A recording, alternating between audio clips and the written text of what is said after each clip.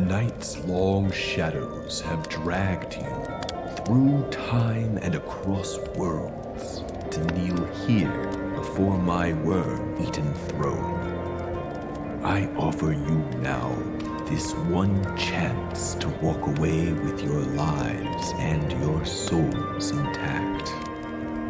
Please, tell me our story.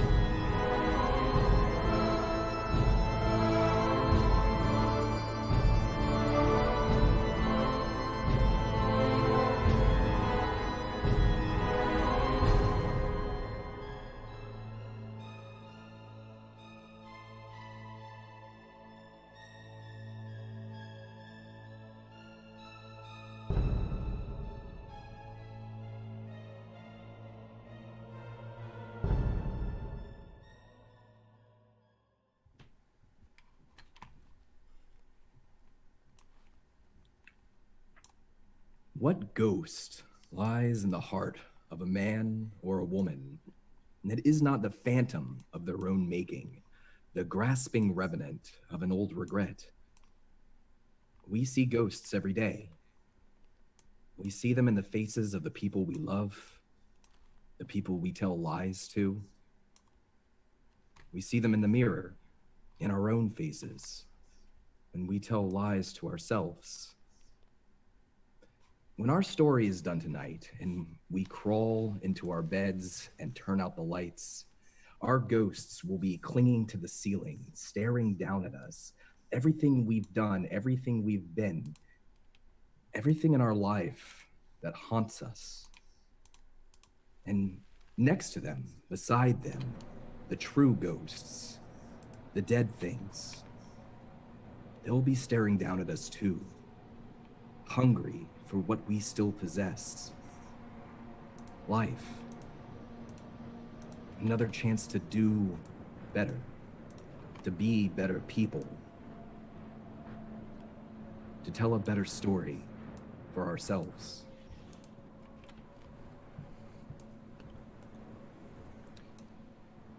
Rookone and Sir Reardon, when last we saw you, you were in a dirty alleyway in the besieged city of Palanthus.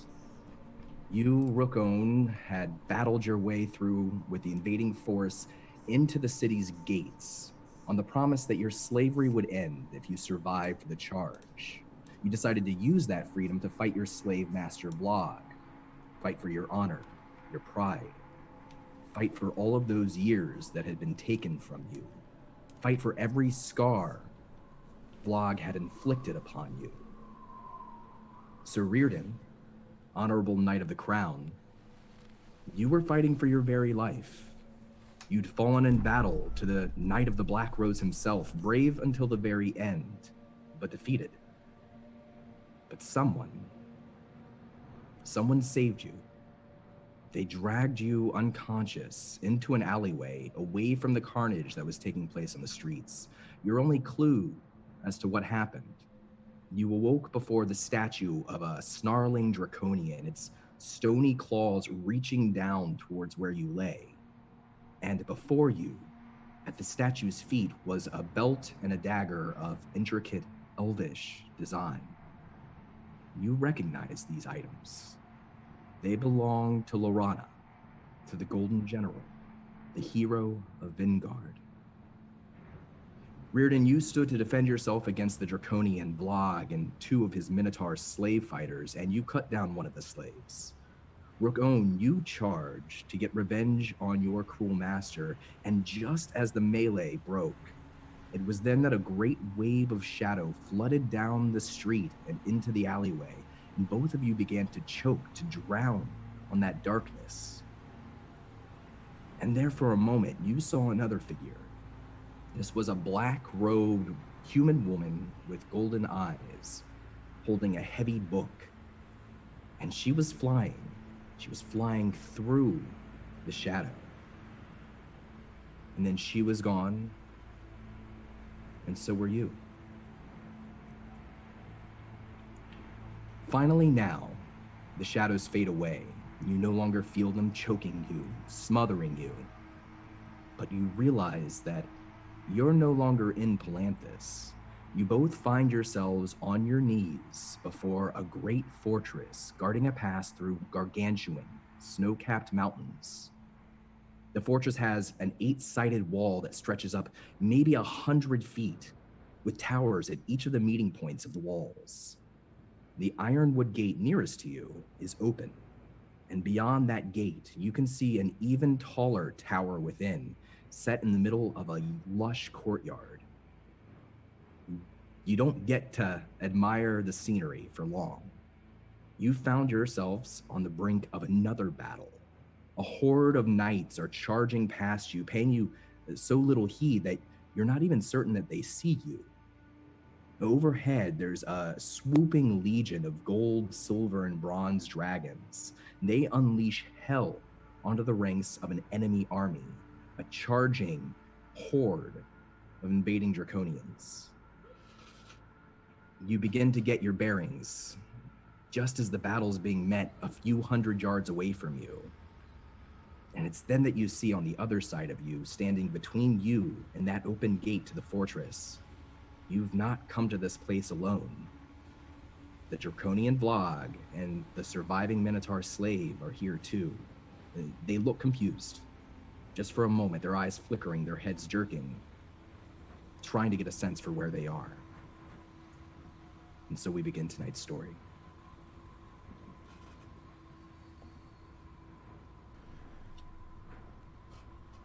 Reardon would turn and keep his shoulder lead to both Rook-Own and the other enemies, uncertain as to whether or not this was an act of passion by the Minotaur that seemed to come to his aid, perhaps trying to rise in the ranks, and he keeps his greatsword Absolution out in front of him. He is terribly wounded, but he maintains a stiff back as he looks between the two groups of enemies. Rook-Own, still blood furiously pumping, on fire, his eyes still bloodshot, focused on Vlog. Bert starts breathing heavy. And as it starts to pick up in pace, and his eyes lock on Vlog. How much distance is between us? Not far, maybe 50 feet. Starts to slowly walk, and then his legs move at a faster pace, and then he breaks into a sprint. And if I can, use my dash action to dash from here to his location, and then use my goring rush attack to try to dismember him with my head. So a few things then. First, I want to mention a couple of changes mechanically, because so many folks in chat asking. I've gone ahead and I've changed the way inspiration work. I've talked it over with you guys, but feel free to scroll down and take a look at how it works. It now stacks. So you can use your inspiration, 1 stack of it, to get advantage on a roll, as before. You can use 2 stacks of it to deal maximum damage when you hit with a successful attack. Or you can use 2 stacks of it to continue to fight even when you are at 0 hit points. You still have to make death saving throws, but you can basically use your inspiration to keep fighting even when you're at the very edge of death. So right now, I just want to check and make sure we have the same amount. I have Rookone, you have 3 inspiration right now. Reardon, you have 2. Reardon, as Rookone starts to charge, you're looking between the tower and this battle. Roll me a history check.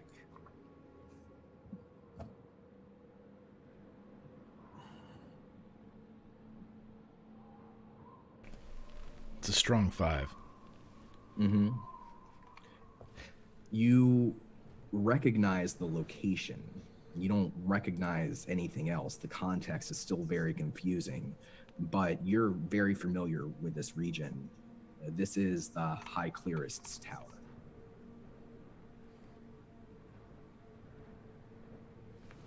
What time of... Is it nighttime? Are the stars out? No. It was What's the nighttime season? when you were taken, but right now the sun is beating down overhead. It's bright. It's daytime. The season, is it different? It is. And you see the mountains giving way to green. There's still snow, but they're giving way to green. Okay, would he have studied this he would have studied this battle if this is the Battle of the High Clearest Tower. Is this... Can he... This is... I will spend inspiration if you allow me to have advantage on that roll, or roll it again, or... I'll let you roll it again, yeah. I'll let you roll. Lord Almighty. Did you just don't use want me to know. inspiration there? Yeah, I did. But do I get advantage on it then with it, or would I? Oh yeah, yeah. Oh, okay. Well, you have that's a strong 16. All right. So I will tell you with a certainty, with his studying, that this is the battle of the High Clear's Tower, he believes, and that at this point in the campaign, Lorana probably would have been inside the tower. At this point when the battles first met, you would have known that. And you see this battle being met on one side of you, a couple of 100 yards away from you, even as Rookone charges this other Draconian and this Minotaur that's been dragged to this point in time with you. They stand before the gates of the tower itself, between you and the nearest entrance. Don, at this point in the battle, during the charge, would he know with a 16 that Brightblade's still alive? Not sure. Not quite sure. Maybe. There's a lot of... Was he there at the battle? Did he take part in this battle? No, he wasn't at this battle. Can't quite be sure. But there's a chance. It's early in the battle. I'm going to meta the shit out of this because, as I stated in the episode 0, the guy wearing this chain armor created the character Riordan Pathwarden to do one thing. And as the Minotaur is rushing, so is the 9 hit point knight as he is looking to go through the obstacles to get inside the gates. I want you both to roll me initiative. And Rookone, I'm going to give you advantage because before everyone kind of got their bearings, Rookone's first instinct was to charge.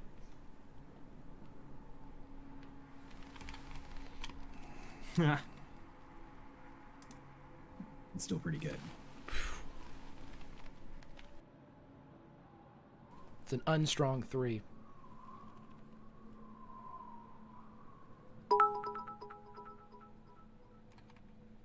All right, so as the battle is joined and people are screaming, as fire is unleashed from the sky onto the ranks of the Draconians, and another wave of evil dragons come from the far side of the mountains to join them, you charge Vlog and his Minotaur slave, and Rookon, you will go first. All right. So I'm going to use my dash action. I'm going to use Goring Rush. The 17. And who are you attacking? Are you attacking Vlog or are you attacking Vlog. Oh, Vlog. slave? Absolutely So- Vlog. That will hit. All right. I'm going to spend 2 inspiration to do max damage. Fantastic. So what's your max damage there? It is 15. All right. And he makes a strength saving throw, yes? For Hammering Horns, yes. As a reaction, I will use Hammering Horns. So he must make a strength check with a DC 12, 15. He fails. So you charge, and he hisses at you right before you get to him and spits out, "Stop, stop, serve me. You are mine." And then you slam into him. You send him flying 5 feet. He goes down to the ground. You deal a great deal of damage to him. And at that point, he starts to stir. You know that he's not defeated. As a matter of fact, he barely looks slowed. And as he stands, do you have anything else to do on your turn? You've used all of your actions, yes? Yep. Mm-hmm. As he stands, he brings his claws together and a flame dances between each of the claws and creates a circle. That flame goes into his palm and then shoots outward at you. He fires a firebolt at you. Is it a dex? It's just an attack. Okay. 15. Armor class 17. So the bolt goes right over your shoulder, and he's still just then getting to stand. It's at that point that the other Minotaur slave, roll me a perception check, Roko. You're close. Also, you both have plot armor, 10 plot armor currently. 13 perception. You notice that the other Minotaur has a dazed look in his eyes. You've seen this glassy look before. It's the glassy look that happens when Vlog uses his magic to influence someone. That Minotaur now charges you much in the same way that you charged Vlog. Instead of trying to gore you, he's going to slash at you with his long sword. That's going to be a 23. Oh, yeah, that is. It cleaves just the top of your patch of fur on your right shoulder as you lose 6 of your plot armor. And you can hear the as it goes right over your shoulder and barely misses. It's at that point, as you were beginning to become surrounded by both of them, Rokon, that Reardon, you reach the fray. As soon as I go into it, having fought these draconians before, he doesn't want to rob the, knowing from his histories and studies of the Minotaur people, he doesn't want to steal this kill from his companion, but he's going to go in and he is going to launch an attack plus a trip on the magic user. So he's going to go in and I'm going to spend my last superiority die to see if I can get this bad boy to hit. 24. Okay, so with that, he needs to make a DC 15 saving throw or be knocked prone. Strength saving throw. He succeeds his saving throw, so he's just managed to scramble back up to his feet. You almost take him down again, but he manages to stay on his feet. You do deal, is that how much total damage? I did roll a 1 on that, so it would have been 8, and then the re-roll is a 4, so it is a total of 12 damage. he does to him as he slashes in, plus my superiority die still gives me damage. 16 total on the magic user. How's he looking? As you cut into his leg, there's a small splurt of green hissing blood that burns the snow, but he doesn't look like he's slowing down. He will cast a kind of an over his shoulder glance at the Minotaur who's with him, and he's going to launch another attack at the Draconian then. All right. 10. That'll be a miss. This time he brings one of his claws up and he deflects your blade with a very, very thick talon that's as sharp as a blade itself, uses it to parry, and as your blade is cast aside, he's already beginning to cast another spell. But Rokon, it's your turn. Unless, Greg, did you have anything else? No, I've done everything I can at this moment. Get him, Bull. So, Rukon notices Riordan coming in and making these very fast, very strong attacks, knocks him down, gets back up, and that only seems to enrage him more. So he looks over Vlog directly at Riordan. Leave him be. This one is mine. And so I'm going to attack with my scimitar. A giant overhead slice.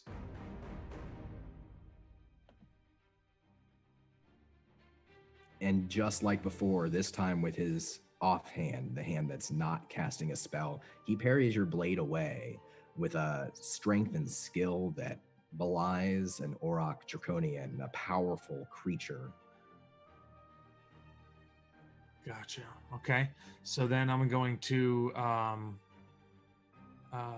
use my movement to shift one space away from him and then bounce the scimitar in my hand. I'm ready for you. Give me everything. Right as you say that, he does. He says, "You will be mine again, Rokon. You're always mine. All of you dirty creatures." And then his mouth opens up, his jaw unhinges, and as it does, a spray of acidic breath comes out of his mouth. He turns his head from side to side, and in a 15-foot cone, he sprays towards the both of you, and I need both of you right now, as well as his own Minotaur slave, who he has very little care for, to make dexterity saving or constitution saving throws.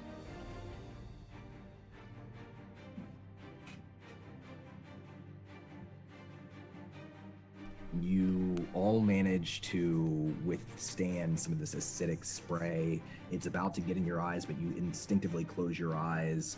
You withstand the blast. You will only take 6 poison damage and no further effect. So I think for Rokon, that means you have lost your plot armor. You take 2 true damage. Something within you, Riordan, is pumping, driving you forward despite your injury. Fantastic. It's at that point that the Minotaur strikes again. This time he backs up. He backs up 5 feet, 10 feet, taking an attack of opportunity from Riordan if Riordan will take it. Riordan shall. 18. That is a hit. 15 slashing. Like a football player, he prepares to lower himself and charge, and right as he takes that first step forward, you slash with your blade. How do you take him down? Having an idea of how to fight somebody that comes at you with a rush, almost like a matador, he takes absolution and at the last moment spins the sword lengthwise behind him, grabbing the pommel and driving it through his cape and through the top of the head of the Minotaur as he turns back around and begins to circle either side of the Draconian, to flank him with my new bull friend.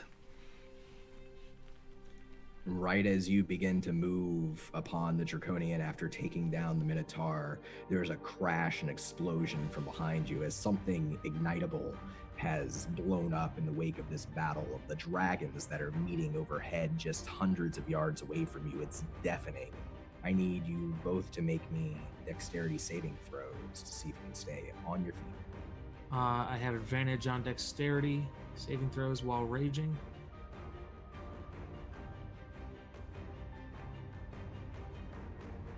$20. You're both able to stay on your feet, but it's Vlog who goes down even as you begin to flank him. He's already preparing to cast another spell, but Sir Reardon, it's your turn. He's down? He's prone. He's on his knees, knocked down by the force of this blast.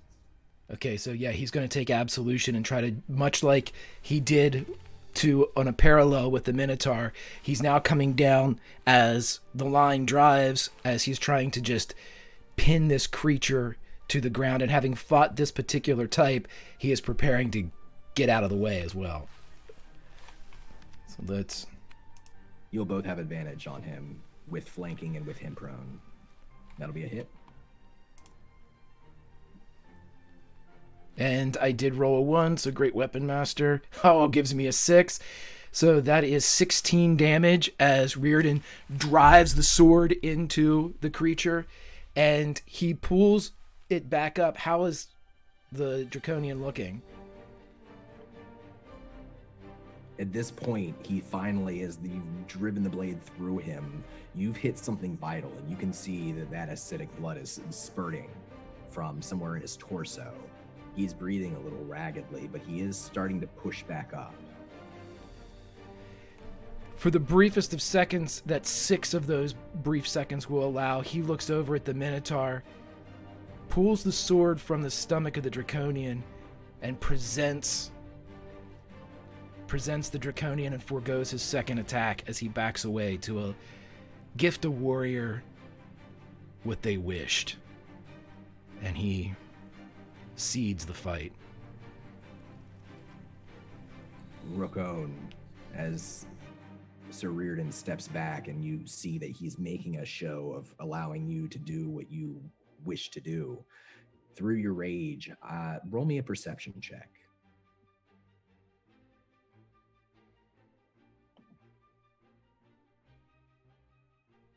There's something else that catches your eye, a memory. That Minotaur, the one that the knight just cut down, just gripping in his hand, lays on the ground, is a scimitar. That scimitar belonged to Hesgrodeth. It's still in his dead fingers. Rook raises an eyebrow, glances at the sword, and like he's affected, but grits through his teeth and comes back to the task at hand, steps back, and then uses his dash action again to drive forward, aiming his head at a low angle to try to drive Vlog into the earth with his skull. All right, you'll have advantage on this attack.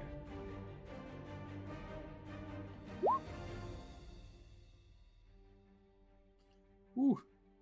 Satisfaction in your eyes as you charge. You see in Vlog's eyes what you think might be fear, might be resignation. You're closer and closer, your horns close to his head, and then he sticks out his hands and he grabs your horns and he throws you aside and pushes back up to his feet. This is not over. Oh, I think it is, Rookone. You are mine. And he raises a hand and your vision begins to go blurry. That rage, that red that's in your eyes begins to fade. A mist begins to cover your eyes. Rookone, I need you to make me a wisdom saving throw. That's a 10. That should have been a normal roll. You are affected by the Dominate Person spell as he takes control of at least part of your mind, and you hear his orders in your head just like you have so many years, and you will obey until you can break the spell or until the spell is broken, because he commands you. And he commands you now to turn your blade on the knight and cut him down. And then, so while he's dominated, like, there's still this fury, this rage underneath all of that, and his mouth saliva starts pouring out of it, and he's still just chanting subconsciously, mine, mine, my kill, mine. Sir Reardon, it is your turn. Honor has been served, and now it is time to end a foe. As Reardon's going to take an attack on the creature. 18. That's a hit. On blog, that's a hit. Okay, that's 9. And, okay.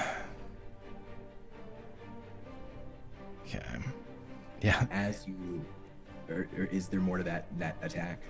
I've got one more. I just want to see how he's doing. See if I can break his concentration. As you bring your blade down again and strike him, this time in the maw, more of that acidic ooze comes out of his mouth and hisses its way to the ground. And it's at that point that the scaly flesh of the Draconian bursts into a green flame, and his own eyes, once strong, now begin to look wild, and he snarls at you with a broken mouth. He also has to make a saving throw to see if he can hold up his concentration here. He does. Then another great sword attack is incoming. 17. That will be a hit. Just 13 there. And he would then, as soon as he attacks and as soon as he sees what has gone on, he is going to turn. And is the Draconian still up? The Draconian is still up. Then I would like to action surge, please. And with the second attack, as it comes in and the creature's still up, Reardon pulls back, salutes for a moment, and then comes in again with as much speed as he can muster. 25, baby. Get some! For 12. You drive this final blow through him. What are you trying to do here? He drives it in, but before he knows what's going to happen with this creature, he takes the hilt and, almost like he's guiding a wagon or an ox driving a wagon, he takes the pommel, spins it to his opposite hand, forcing the Draconian to turn and have him look at the Minotaur as he pulls Absolution out and for a moment holds the head up of the Draconian so it sees the Minotaur as its final glimpse of this world. And then he gets the hell away from it. Oh yeah. As he holds him up, before he can move away, you are watching Rokon, that haze, that control, that magic that dominated you fades away, and you watch Vlog's dying eyes stare at you. And one last time, you will always be. And then he explodes in a shower of green flame. I will need both of you to make dexterity saving throws because Sir Reardon knew what was coming. I'll give you advantage on your saving throw. Now, did the dominate person end my rage? I think it... At this point, yeah. So... It's a nat 20 for my dex save. So Sir Reardon has fought Auroch Draconians before. He knows how they die, and he successfully gets out of the way before this green explosion happens. Body parts flying fire raining down. Rookon, you're still dazed. You're still coming out of it. And you will take 10 fire damage as there's nothing left but gore, ash, and scales of your slave master Vlog.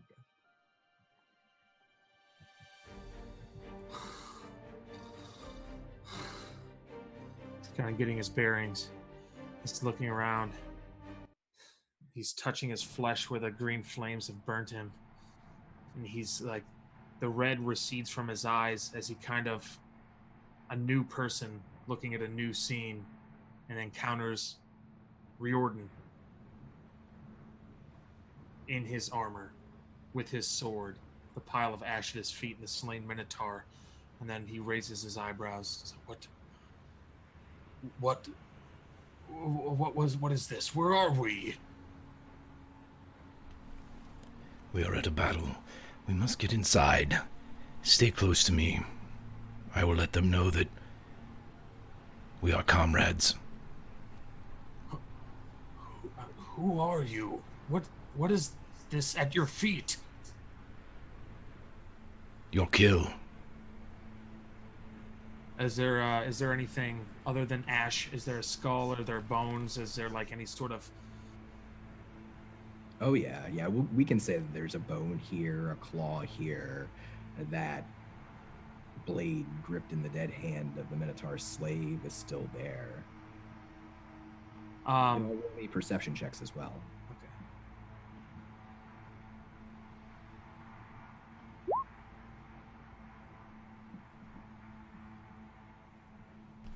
Ten for Riordan.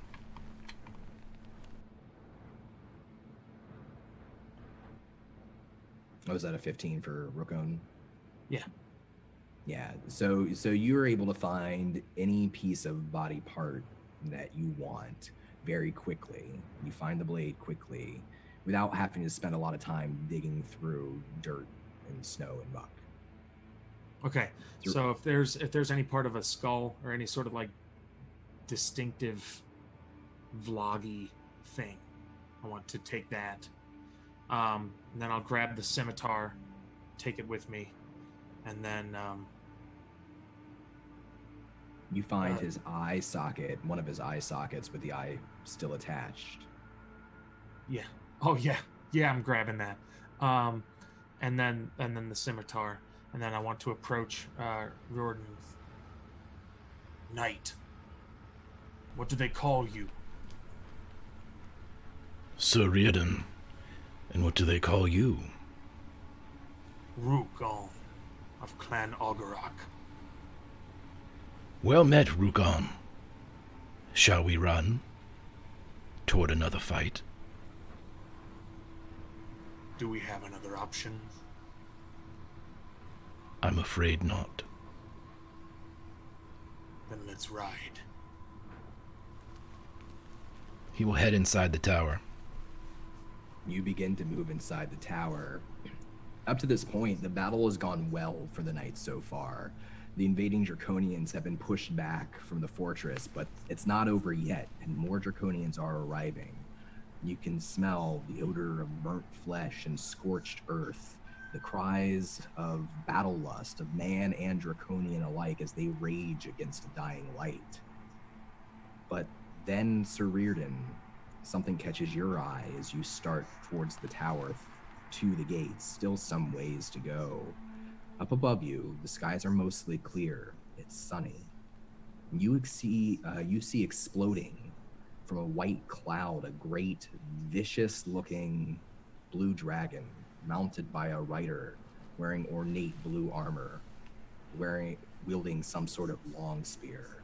The dragon starts to fly low, almost low enough as you're running that you could almost reach it as it tumbles through the air and towards the fortress. Can I tell where it's going? It's flying towards the fortress itself, tumbling close to the ground at this moment.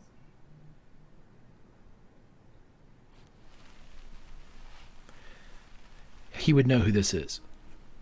He has fought her before. He is going to move to intercept. You are at one point, just as it begins to pull up, if you throw yourself at the dragon, I'll allow you to make an attack. Are you attacking dragon or are you trying something else? With 35 years worth of waiting and anticipation, Reardon is going to throw every single thing he has into this. I have one inspiration left. Can I use that for advantage on this? Absolutely.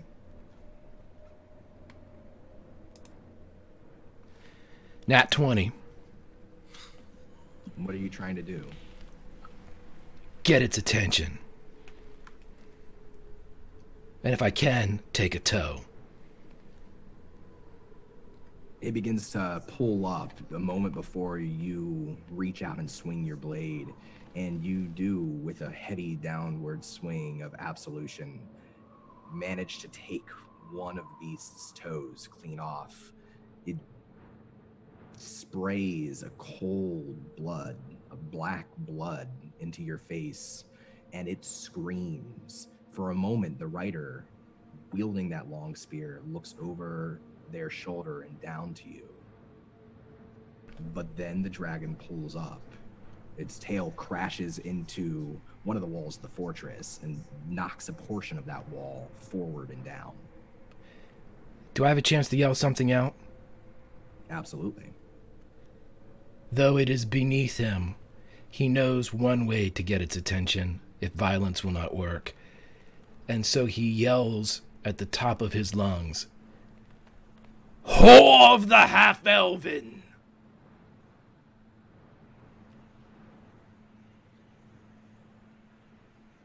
The dragon pulls up, crashing through that wall. Your cry echoes out into the open air. And though it seems to be turning away, moving forward for a second, you see that rider pull back on the reins, the neck of that dragon, and its head twists around, and you see its cold eyes lock onto you. It opens its mouth, its maw, and it unleashes its breath upon you, both. Make me a dexterity saving throw. It'd be a natural 20.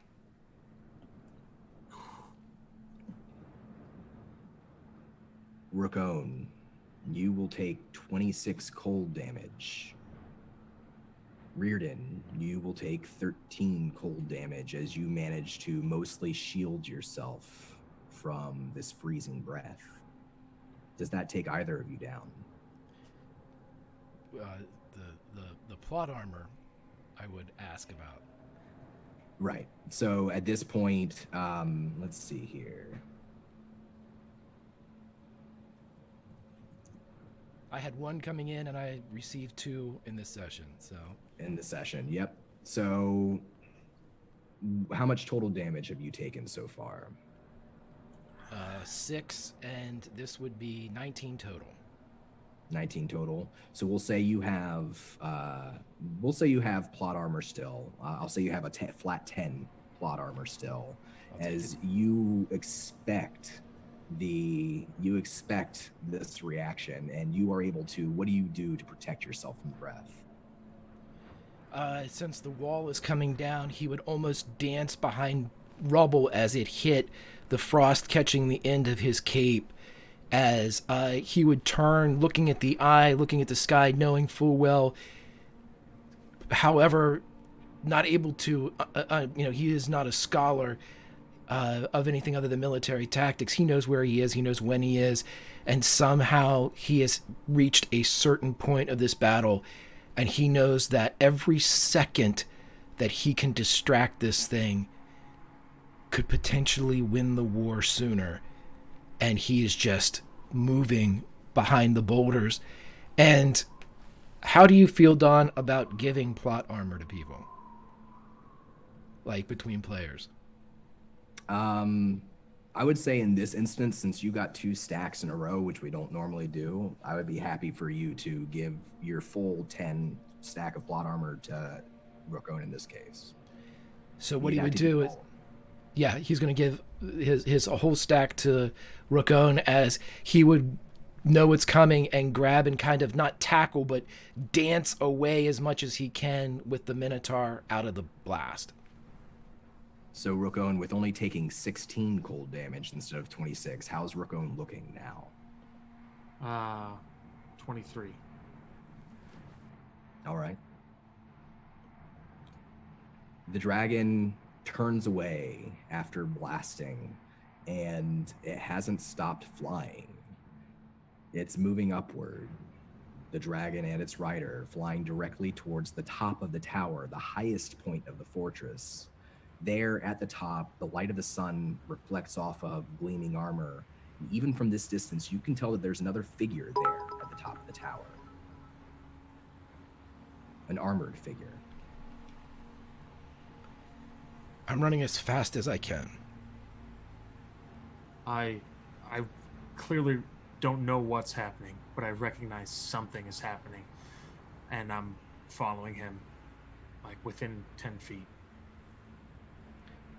You race for the tower. Both of you can make me an athletics check.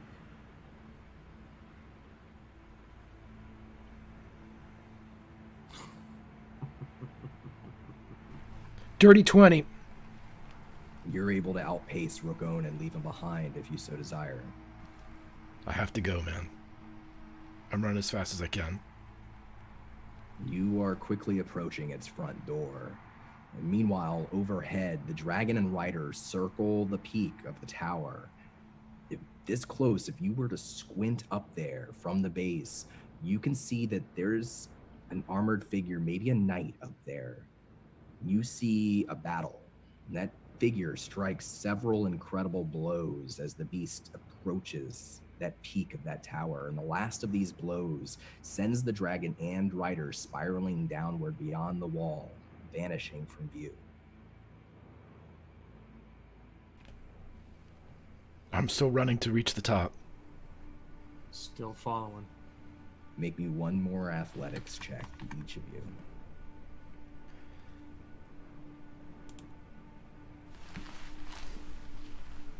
Dirty 20, baby.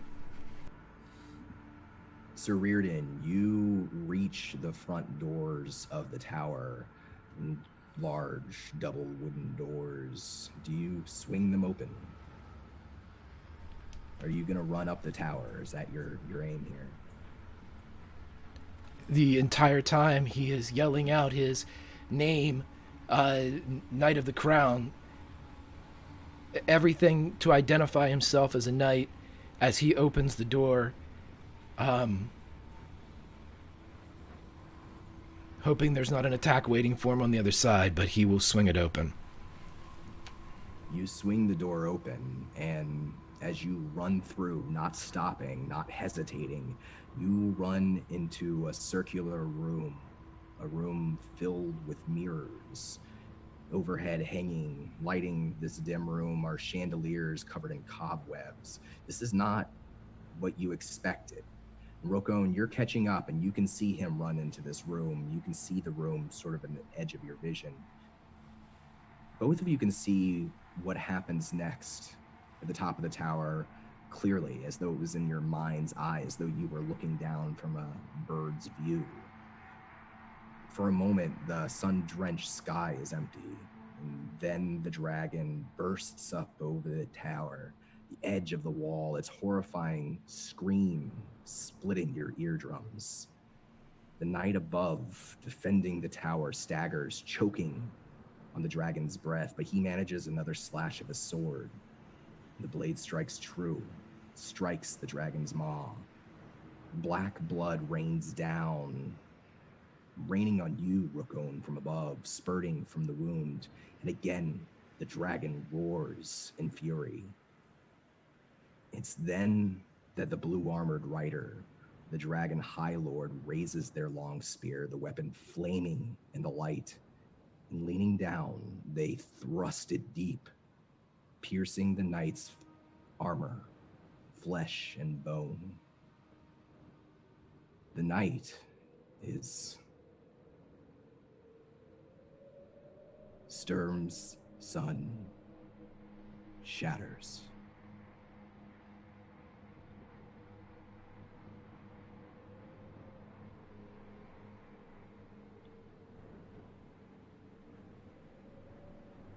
Covered in black blood, I walk towards the room with the mirrors, where Riordan is standing.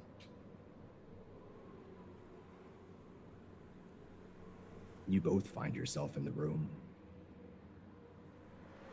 There doesn't seem to be any doors or stairwells. The vision you had from the bird's eye view seems to fade. The night fades, the dragon fades, the battle, the cries, they all fade. And as you enter the High Clerist's tower, we move to another scene.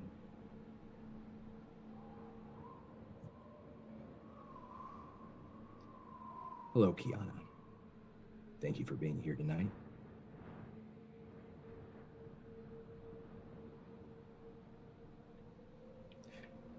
So, when last we left Averin, she was fighting dagger to dagger with her best friend, Leerly, a best friend that she thought was dead, that she thought she had murdered. As you both fell from a rooftop, wounded into a rising sea of shadows, you grasped her hand tightly, but you couldn't hold on. And when those shadows pulled away, you found yourself in a circular room filled with mirrors, lit by cobwebbed chandeliers. Sabria, the golden-haired warrior priestess of Sirion, found herself in the room as well, after a failed attempt to assassinate the king priest of Istar in the temple of Kirijalith. There too, in the room with you, the king priest's bodyguard, your adopted father, a black, leather-clad swordsman named Hawk. He's the man that you came here to kill.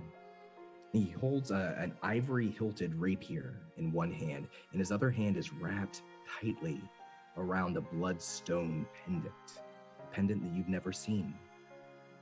Averin, you watch as the golden-haired priestess advances immediately upon Hawk, a scimitar held in each of her hands. But before she can strike, those same shadows, they rise again, creeping, crawling from the dark corners of the room, and they latch onto the priestess's ankles, her wrists, and her feet begin to scrape against the cold stone floor as they start to drag her away from Hawk.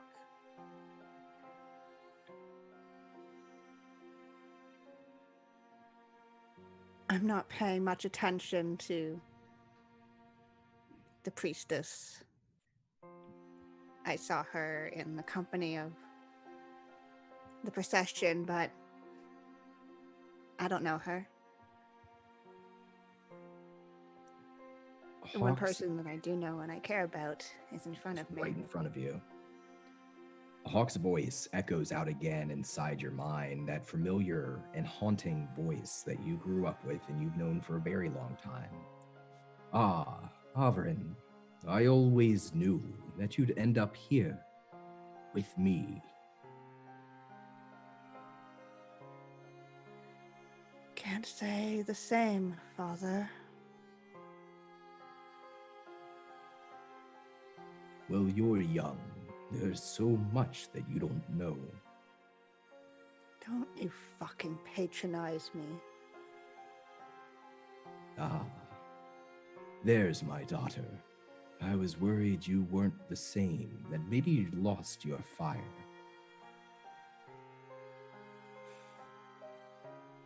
What, so you could just use me all over again? Averin, we always use the ones we love. That is part of what a father does for his daughter. And that is a part of a daughter's duty to her father. Do you understand?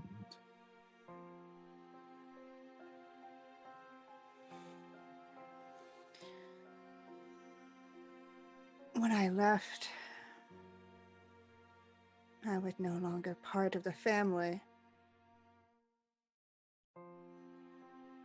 I call you Father nothing other than habit, Hawk.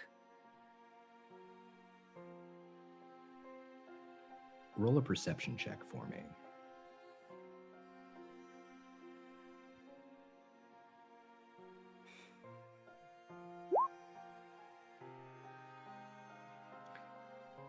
You see at first one corner of his mouth curl up into a half grin. Then you notice beyond that smile, beyond him, in this circular room full of mirrors, that there's something different about his reflection. He's not wearing black leather armor. He's wearing a black robe. It looks like the sort of robe that you would attribute to a wizard.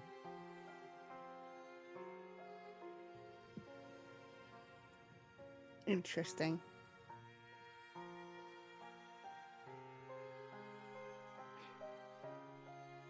I know that you're mad at me, Avrin.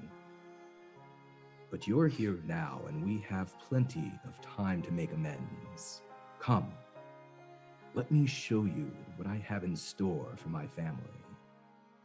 And he releases one hand from that bloodstone pendant and extends it out towards you.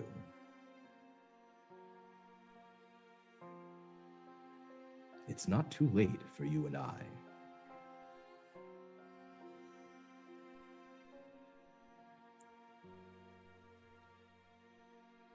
I am going to reach for his hand, but as soon as it touches, gonna grab it and use it to propel myself forward towards him as I drag my dagger out.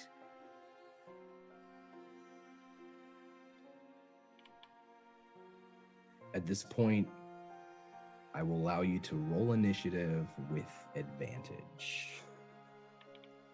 He's not entirely unprepared for your feint, but the sheer force of your explosion forward does give you some benefit here.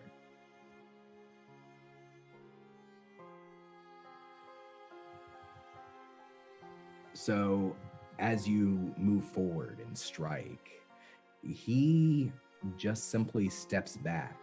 He releases your hand instantaneously. He goes first, but he only flicks his rapier to the side, holding it in a pronated grip, ready to maybe parry, but not attacking you. Come now, are you really going to squander this chance? Your choice, Sovereign. And then it's your turn.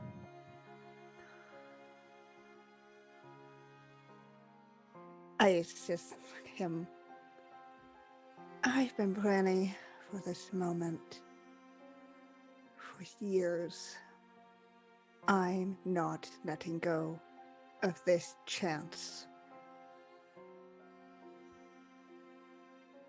I'm gonna stab. Nat 20. I mean, that'll do it. I'm gonna use one of my inspirations to use max damage. You have 2 inspirations, right? Mm-hmm. Okay, so it'll take 2 inspirations to do max damage, but you can do it. Yeah, you know what? Yeah, really wants to do that. So that will be 11 points of damage as I just sink the dagger into him. And are you fighting, so just to recap, you have a dagger in one hand. Do you have a rapier? I do have a rapier on me, yeah. But you just have the dagger out at the moment. And there's the bone tonfa on the floor that belonged to Learly as well. You drive this dagger into his gut. He flicks his wrist as to parry, and he's an expert swordsman, but you are driven by rage and fury and revenge. You sink it into his gut. He gasps, and then he smiles, and then he grabs your wrist and pulls the blade out of his stomach. Well, I'm afraid you're going to have to try a little bit better than that, Averin. Many men have tried to kill me. You are just a girl. And he's going to attack you, unless you have something else on your turn. No. But as says that, I'm not just a girl. I was your daughter.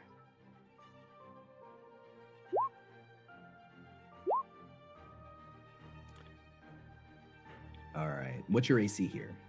My AC is only a 14. Fantastic. He hits you 3 times with 3. Great. Daughter, yes, but still just a young girl who knows nothing of what she owes those who brought her into this world and raised her up. And he says this as he very efficiently strikes you 3 times with his rapier. Once down the exact line on your face where there's an old scar, reopening that wound. 21 total damage. I'm going to use an uncanny dodge on one of those. Okay. So that'll be, let's see, 7 damage apiece then. So do your, let's see, your uncanny dodge. I got half the damage. So it'll be a total of 17 damage then in that case. Okay. There goes those plot armor. All right. How's Averin looking at the moment? She's still up. Still going. Still very angry.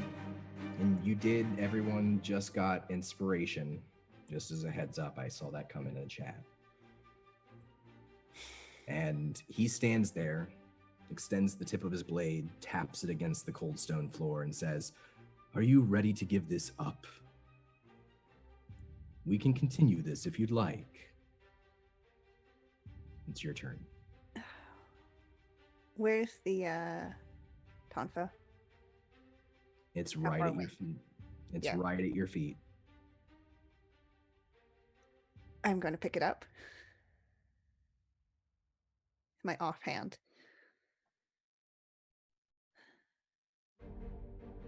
And Averin does dumb decisions when she's angry, and she's going to try to stab him again. Motherfucker. Are you attacking with both weapons? Mhm. Okay. The Tonfa's a +1. It's a magical weapon. I'll let you know that for your roll's sake. And it does 1d6 damage, and it counts as light and finesse, so it'll work with sneak attack if you want to use it as sneak attack. Lovely. All right. Are you using inspiration on either of these attacks?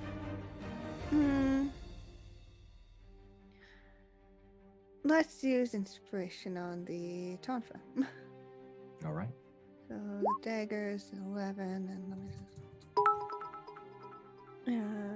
get the. It's a +1 to the Tonfa. Yes. So it'll be +7 instead of +6. Okay. 24. And the 24 will do it. You strike him with the Tonfa with advantage. You can use your sneak attack on this because you had advantage on the attack. Aha. Okay. Let me just quickly do this. So for the actual weapon, the 1d6 +1 plus your dexterity bonus. max damage. And so as the dagger misses, Tonfa comes up and just Cracks him right in the nose, and you see his nose burst in front of you, and he on it spits out some blood. He says, "Well, I guess this is going to be a more painful lesson than I anticipated." And he will attack you again.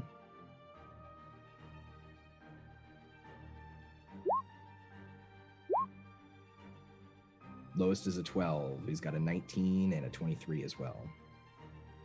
Yep, both of those hit. I'm going to You did get use. plot armor come in, so you're able to step back, and the first blow just barely misses you, grazing the top of your tonfa, sending it off into another direction. And then he spins his wrist and thrusts.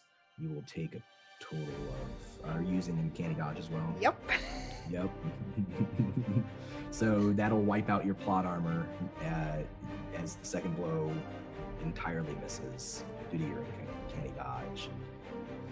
And you can tell that he's getting frustrated. You've seen your father get frustrated before when he doesn't get what he wants. Ah, yes, Daddy Dearest is very fun to deal with when he's angry. It's your turn. Yeah. I'm gonna attack again. You realize that you are not going to defeat me, right? This is fruitless. A child's tantrum, he says, even as you come in again. Yeah. She just grins at him. Bit of feralness in it that he bred into her, essentially. Dagger 23 and a 26 with a tonfa. Yeah, those will both do it. A total of 13 points of damage. It's the Tonfa's second strike that really slows him down as you bring your dagger in and cut him in the arm. You bring the Tonfa in, you strike him right in the solar plex, and he spits out a bit of blood, his nose still bleeding, now his eyes welling up, and he growls. It's a sound that you haven't heard out of him before. And he begins whispering something.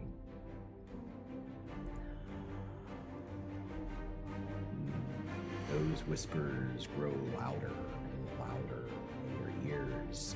It's like a storm. It's like being in the middle of a hurricane of whispers. And your head begins to tighten and constrain. You feel a great pain in every inch of your body. You're not entirely sure what's happening, but I am going to need you to make me a wisdom saving throw. 18. You are able to, through sheer willpower, fight out the worst of these whispers. For a moment, you see a glimpse of something else. It's you standing over a bed, leaning downward, plunging a dagger into soft flesh, kissing a forehead. Then the whispers are expelled from your mind. You will only take half of the damage of the spell. It's 11 psychic damage. All right. 11? That's correct.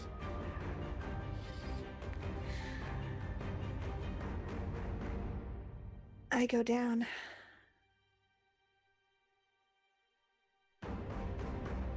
You fight off the visions, and as you hit the floor, you see your father take 1 step, 2 steps towards you. You're dazed, you're slipping out of consciousness. You look up. He looks thinner, gaunter, still bearded, still your father as you know him, but not wearing the black leather-clad clothes. You see and realize that this is true. What he truly is. He's wearing black robes, his hand wrapped around that bloodstone pendant. And as you slip into unconsciousness, as he begins to reach down towards you with wrinkled hands, a mirror shatters behind him. And from that mirror bursts first Sir Reardon, and then Rokon.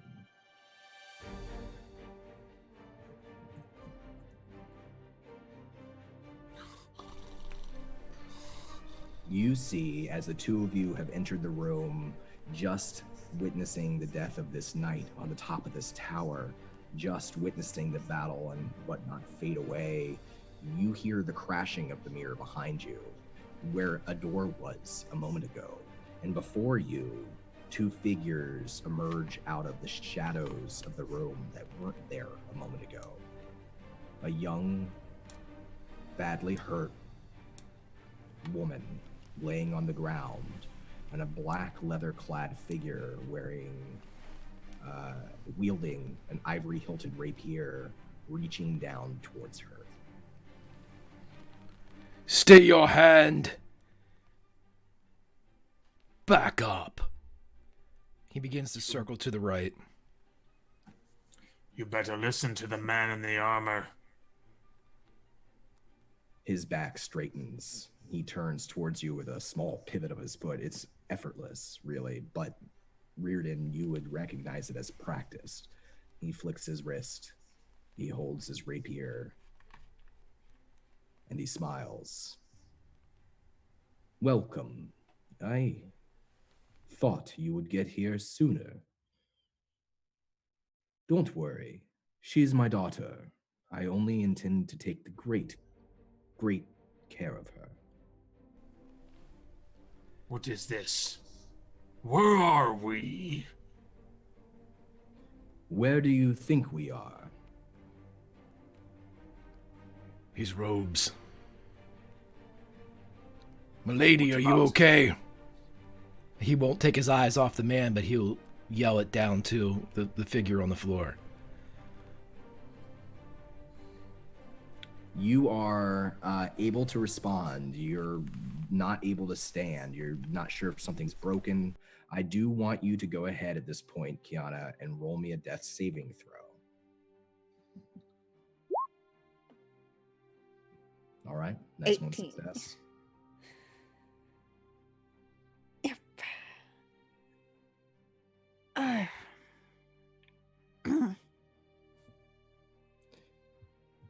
Well, are you going to... Oh, daughter. Fuck you. Step away from her. Oh, I'm afraid I cannot do that, so if you are going to fight me, let us get this over with. What is this? What are you doing? Why are we here?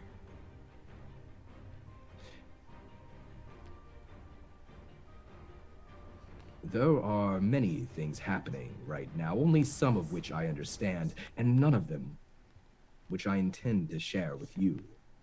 I intend to take my daughter, make sure she is properly healed and well cared for, and go about my business. I suggest you go about your own too. You're wielding a sword. She's on the ground bleeding. You expect us to let this... She did try to kill me. I was just defending myself. I can see why. Milady, do you require assistance from us?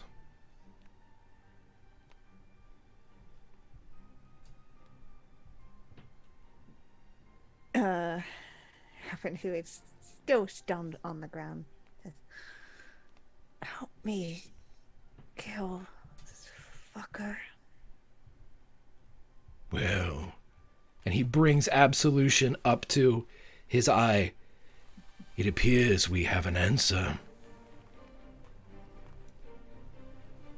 Rukon. Oh, go ahead. Initiative.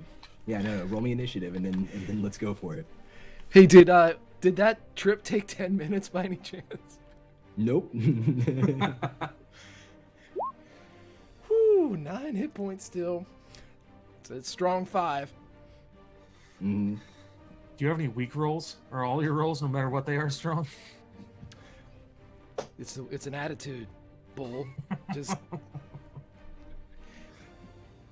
All right. So, how's Rukon join the fight? He looks over, almost anticipating what Riordan's going to do. He drops his scimitar, wields his shield in one hand, and then dashes and tries to gore with his horns. And Hawk seems to again set his wrist, prepare for you. He doesn't advance. His turn is actually before yours, but he just waits for you to come. Make your attack.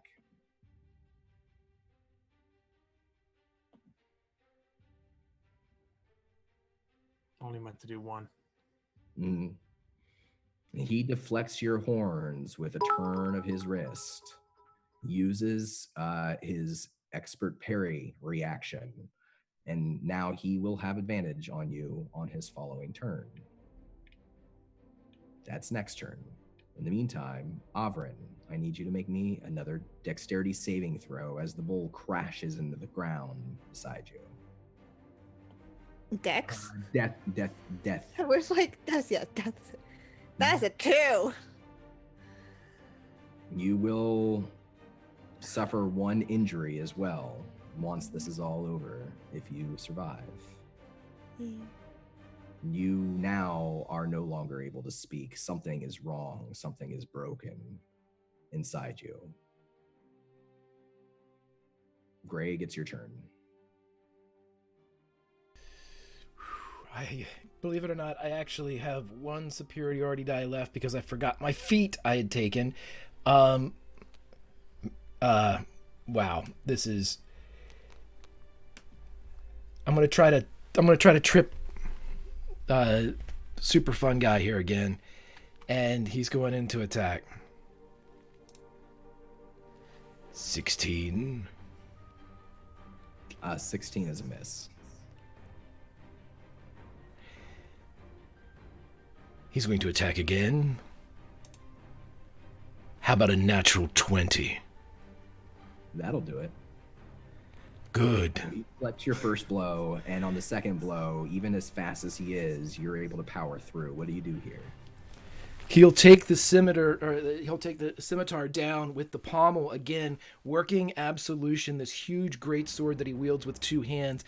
But if someone were to see his gauntlets as he moves, he will sweep down with the sword, and then with his free hand, he'll remove it from the pommel, actually slap his own blade to redirect the great weapon.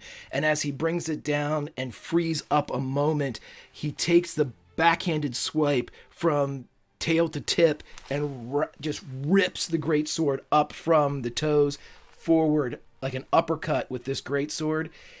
And I am going to apply the superiority die here so I can get double damage on it. And it's a DC 15 or he's on the ground. Strength.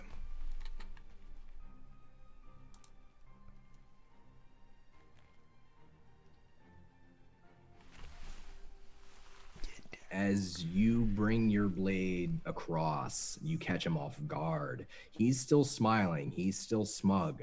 But he turns to shadow at your blow, and that shadow shatters like glass. The last thing to fall to the ground, to crash to the ground, is his smile. That lingers, and when that glass strikes the ground, it coalesces, and all that's left is an empty black robe.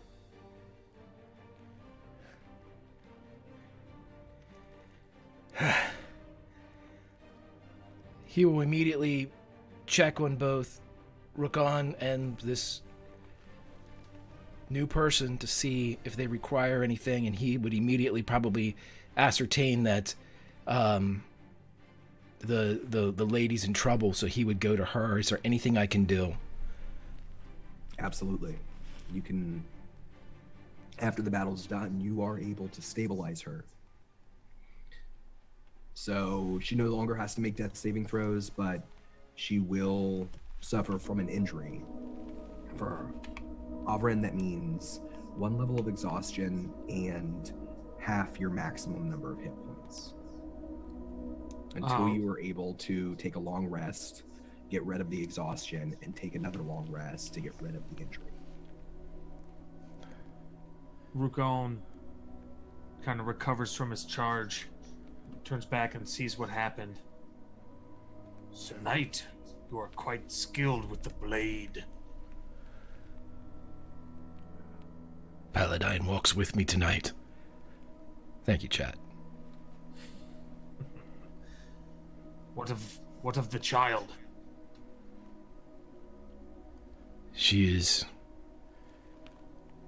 okay, I believe. Hurt, but some terrible wounds. Let We me should- see. We should rest for about 10 minutes. Rukon leans into Averin and puts a scoop up under her torso and right under her knees and lifts her up. Like carries her to the center of the room, kneels down, picks up the scimitar that he dropped. We should stay close. We've been traveling so fast, but it seems like we haven't moved that much. If we are to care for her, we need to keep her close. Yes, give her a moment. She seems to be breathing deeper now. And with a, not maybe the jingle or the clink that you would expect, he kind of squats a bit as he produces a water skin, because as narratively mentioned before, Reardon went to the city ready to fight. And so he has his whole kit with him. And he produces some water that he offers to Averin.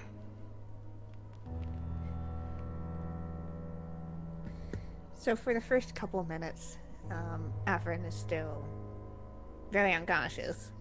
She's breathing more steadily. But as you start kind of, giving her water, her face is very much still bleeding from what looks like an old wound that had been cut open again. Thanks, Dad. He would have a couple clean strips of like cotton or fabric, and he would offer them, very lightly press them against the wound to just kind of keep it closed and keep it from seeping. So he would leave that drape of white, quickly growing red and pink fabric across her face. As Don, can I roll a perception check to see if he can look at her knuckles, look at her, she has a scar and it looks like it's existing, the one that he's treating. Can he see if he can pick up a couple of the things that would denote a warrior or somebody Absolutely. that's 21? Yeah, you're not, you don't know her entire life history, but you do know that she's seen some serious fights, and you're able to glean, at least with a 21, enough to know that she's not just a victim, that she is a fighter herself. He would, because when she fell, she dropped her weapons too, correct? He would quickly kind of stand up and collect her weapons and bring them back and set them at her side. And if she can't look down because of the gauze, he would, with her permission, by grabbing her forearm, guide her hand into the hilt of the dagger and the pommel of her other weapon. And are you all right?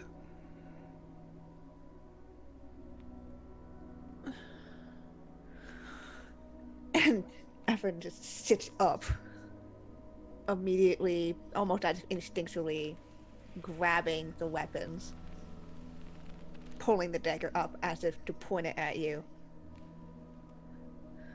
I mean, you no harm. We have good intentions. He glances over at Riordan, back at Averin. Where are you from? Where is he? British. Riordan would move to expose the downed robe. It is all that remains.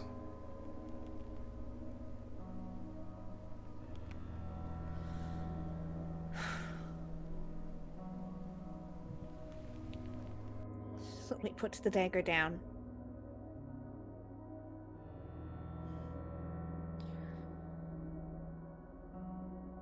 Not from here.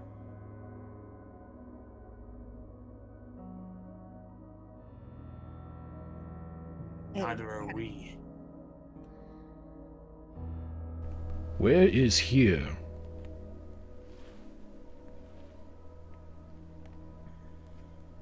That's a good question.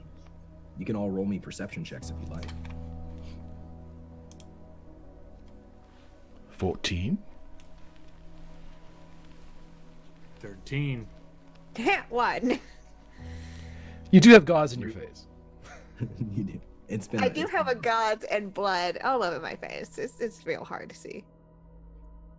Rookon and Sir Reardon, as you take a look around, you are in a circular room. It's a dark room lit by hanging chandeliers. It doesn't look like it's been lived in. There are cobwebs everywhere.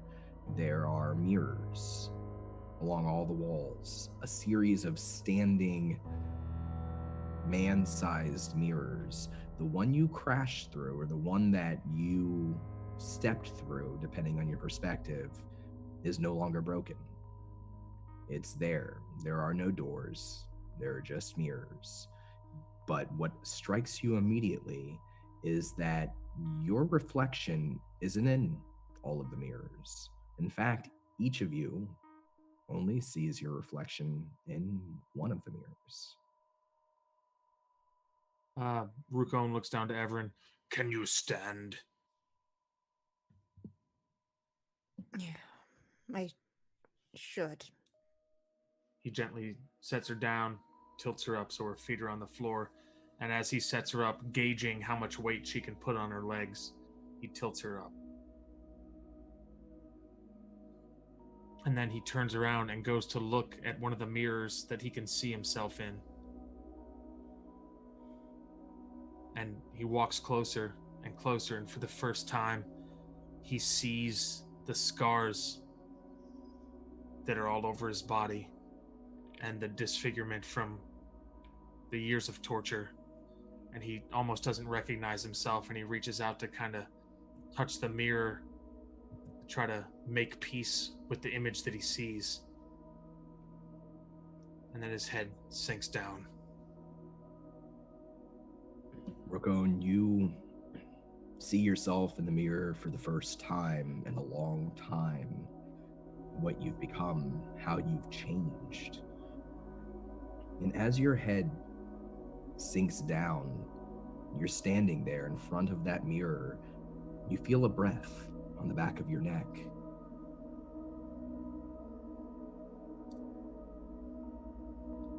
He perks up, tilts his head, and tries to perceive what that might be that's breathing on him.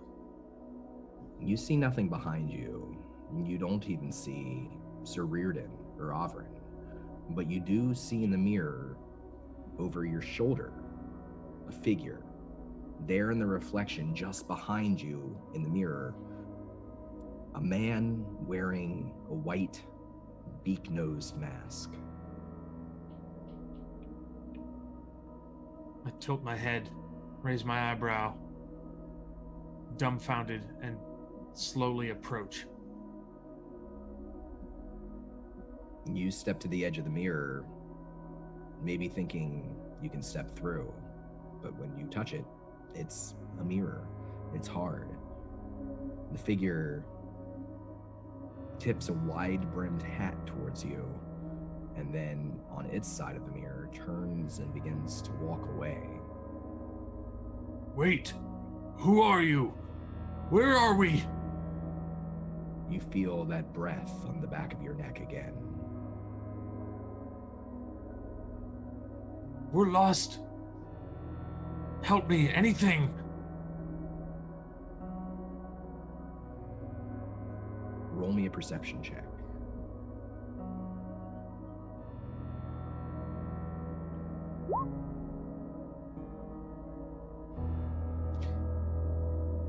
The figure in front of you in the mirror vanishes. It's just your reflection again. But you hear behind you something, maybe the lapping of water. Slowly turn again Try to take in everything that I see. This time, you're no longer in the room of mirrors. You find yourself underground inside a large cavern at the edge of a black lake. There are many dark, unlit tunnels leading out of the cavern in every direction, and through a hole in the ceiling, moonlight shines down, providing you an eerie view of your surroundings. There, on the shore of that lake, holding a thick white leather case, is that strange figure. It's a man in a flowing white cloak that obscures his shape, and his face is hidden behind that same full beak-nosed mask, half glimmering in the moonlight and half hidden beneath the shadows of his hat. Are you doing this? He addresses the white man. He turns towards you from the lake's edge, and with a simple wave of a white-gloved hand, he beckons you forward and shakes his head no.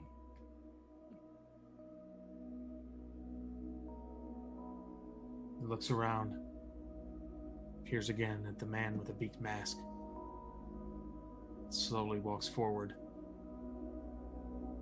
The closer you get to the water, the more you begin to smell roses, and it's then that you see two corpses laid out before the figure on the stone.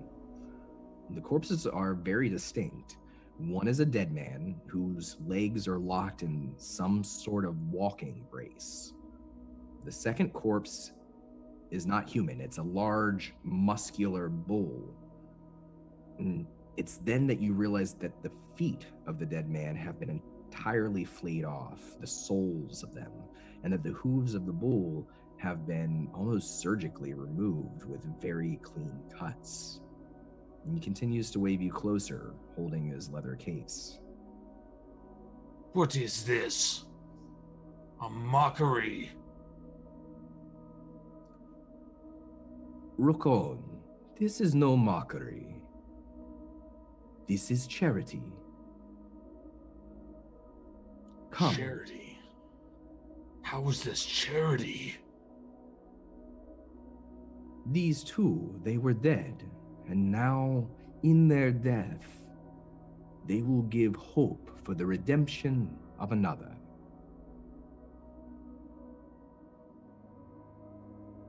What is it you want me to do?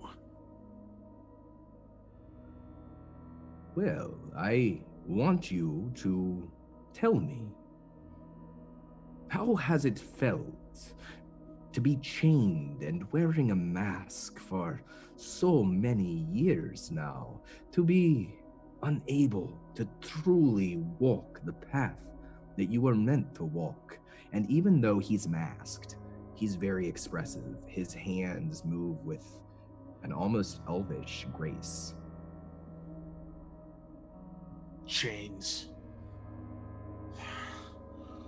Something I would wish upon no man. Freedom. Every being, wild and civilized, deserves freedom. Every man must walk his own path. I agree that for you, the path of the wild, that is what you are meant to be. But it is not so for others. Each creature has his own destiny. And I pity you. You have not chosen to walk the path of the slave, and yet so you have strayed so far from what you were meant to be. It is not the right path for you. I did not choose this path. It is all right, my friend. I know.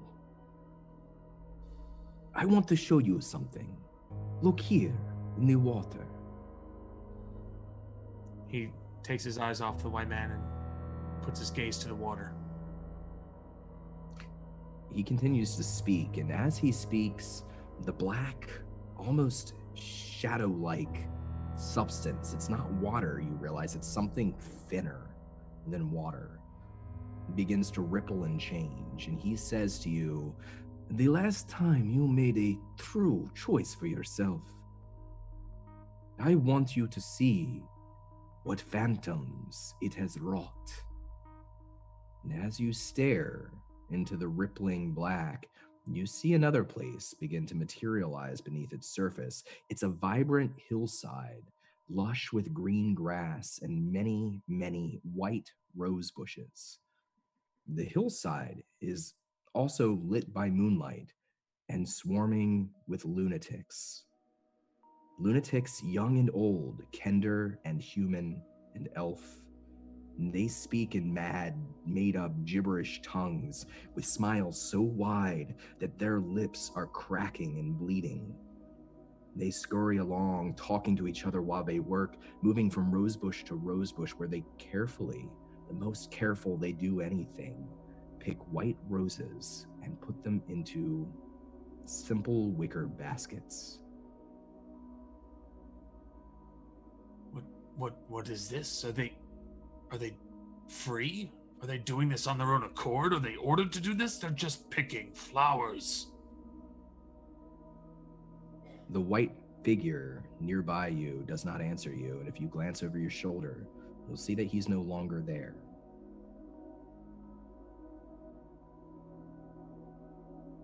Roll me a dexterity saving throw.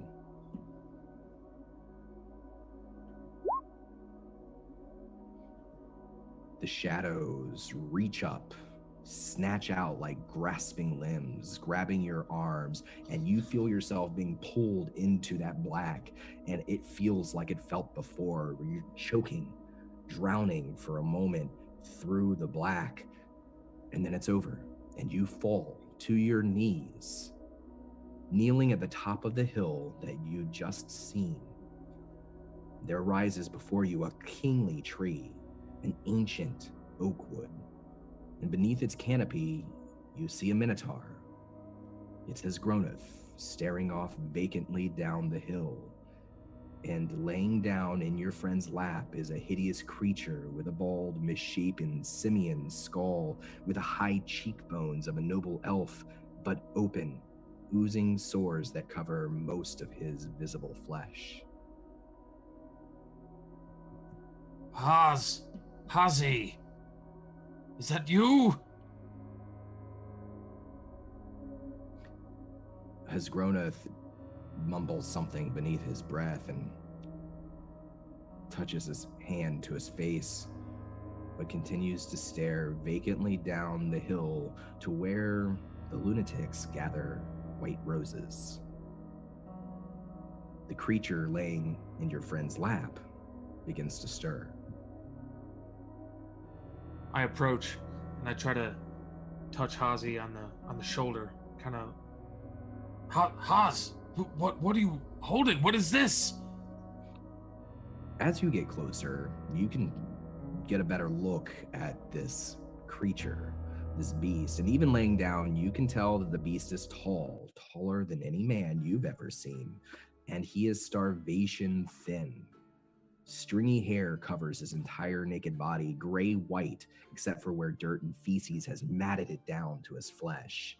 His arms seem to bend the wrong way, hanging down below his knees. Hairless hands constantly twitch and shake, tracing vulgar patterns into the air. And it's his hands that are most disturbing, most upsetting. They're agile, they're nimble, graceful, hinting at the faint remnants of a beauty beneath the beast's outer corruption. And as you approach, one of those hands reaches up to smack yours away, almost playfully, while the other reaches up to stroke Gronoth's face. Haz, can you hear me? Haz. Yeah. White and black and red and black and white and black and red and black. He mumbles for a few seconds and then stops. Roll me a perception check. Ooh, buddy.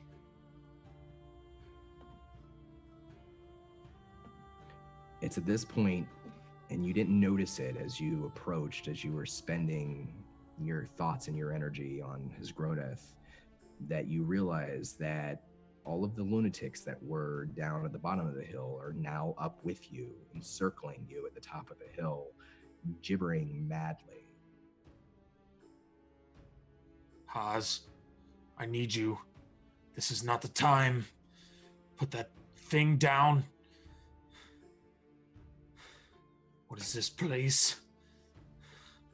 And like his heart starts to rise up into his throat and his breathing starts to get tighter. And then you see the way he's looking around at everything, panic starts to inform all of his movements. Osgrodeth continues. Black and white and red and white and black and red.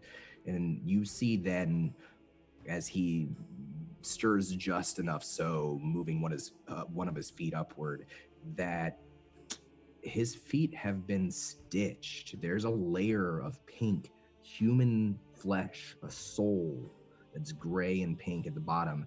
Attached to that base of his foot are the hooves of a bull. What is this?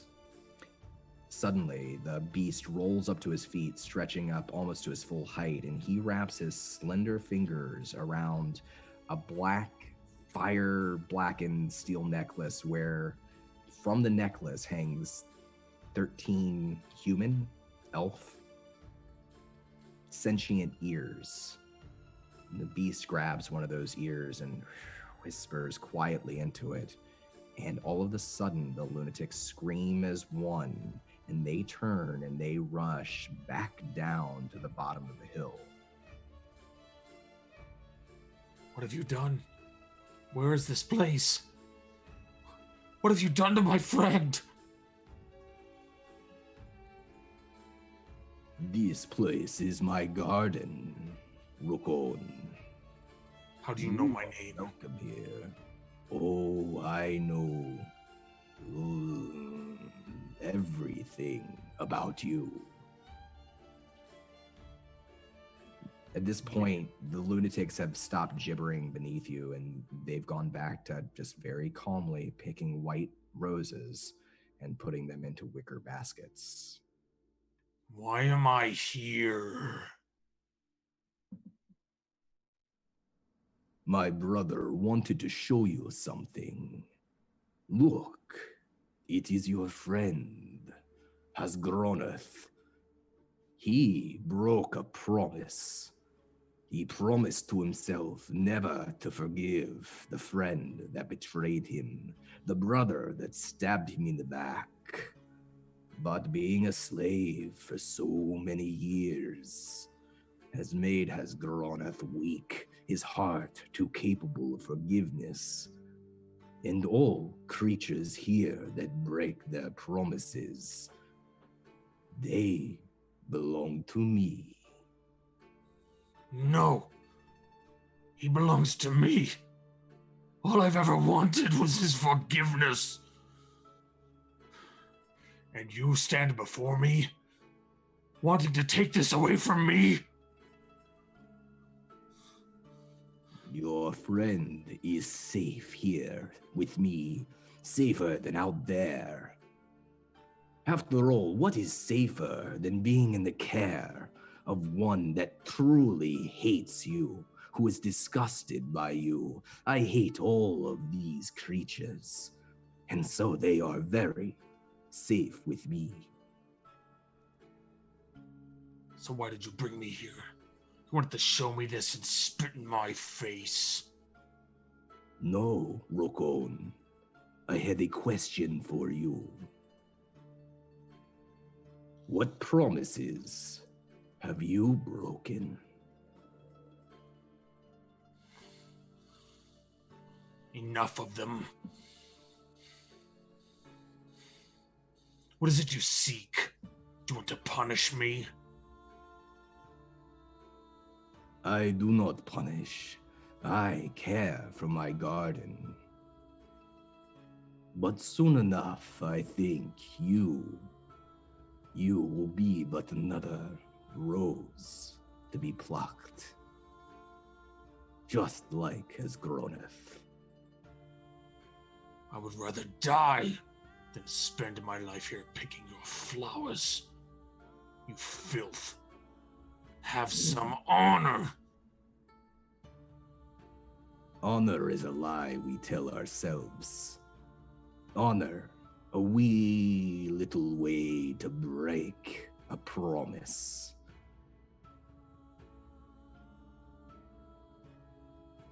Come, look how peaceful your friend is. And all this time, he's tracing vulgar patterns. You don't even know what they mean, but he's making crude gestures. It's as if his hands are agile and graceful and independent of his words. And then he touches his fingertips to Hesgroda's face, and Hesgroda begins to scream.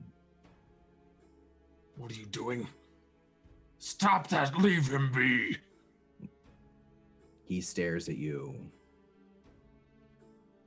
Goop ooze crusted in his eyes, corruption all over his face, and just stands there. You hear the scream continue. He says nothing. I want to try to grapple attack. Make that attack. That's an athletics check versus his athletics or acrobatics. He does not resist you. As you grab a hold of him, he shatters like glass, and so too does everything around you. The tree, the moon, the hill, the lunatics, Hesgroneth, everything shatters like glass. No. Oz! No! We cut away, and it's just that last sentence, him crying out for his friend, that Averin and Sir Reardon hear. What you've seen is Rookone stand before the mirror, and then the mirror in front of him shatters. Each of you see a mirror and your reflection in only one of those mirrors. He would check on Rookone. Are you all right? Rookone's breathing is trembling, and he turns to Riordan. And there are tears just flowing down in the scars that are on his face, like a river.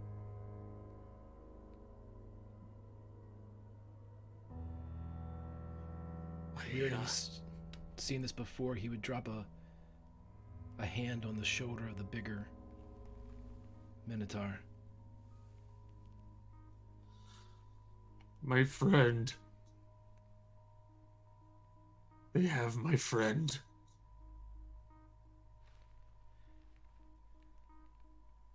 I've done so much. I must not be forgiven until I make it right. He drops to his knees and puts his hands over his eyes and just kind of lets go. The tears keep flowing.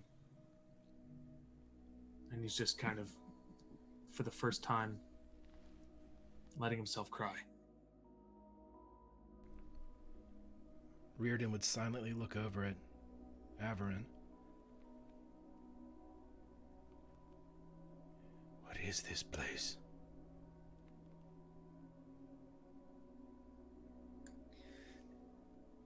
Hell or prison, I don't know which one's worse. It is not hell. Any of them.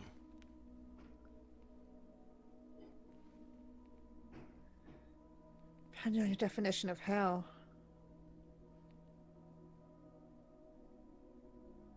Because I shouldn't be here. And he smiles.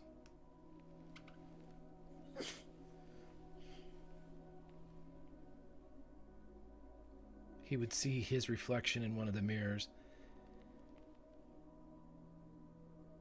I guess this is what we are to do. Great. He walks towards it. As you approach the mirror, you see, at first, just your own reflection. What's strange is that reflection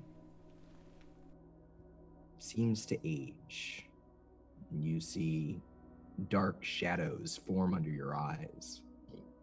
Your hair turns a little more gray, peppered.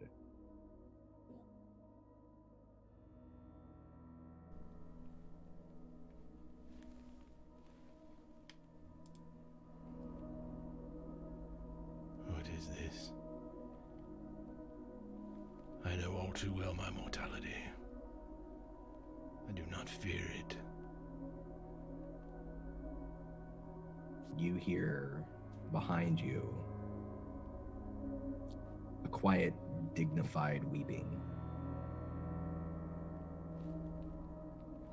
You turn and look. As you turn, you see that you're no longer in the moonlit, the room with mirrors. Instead, you're in some sort of forest grove. In the middle of this grove, the canopy is open to the sky, and there in the center of that grove lies a gorgeous stone altar, draped in satin sheets, encircled by dozens of burning candles. And on that altar, you see Lorana, the Golden General, wearing her suit of armor, laid down, her eyes shut, her arms crossed over her chest, and she is pale. What is this? The general has not fallen. I care not for these tricks. But he will approach. Perhaps you didn't see it at first, your eyes fixated on the altar itself. But as you approach, you see that kneeling before the altar, before Lorana, who even in death is as beautiful as she ever was in life, you see two things. That her hair, her golden hair, is braided with black rose petals. And that figure kneeling before the altar is an old, white-haired knight, his shoulders slumped forward. From where you are, you can only see his back.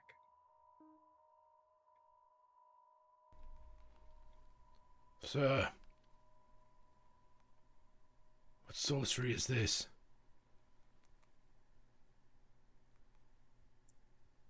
He continues to weep, an occasional wild sob escaping from his otherwise almost rhythmic, dignified mourning. And he doesn't respond to you. He does lean his head forward and rest his forehead against the edge of that altar.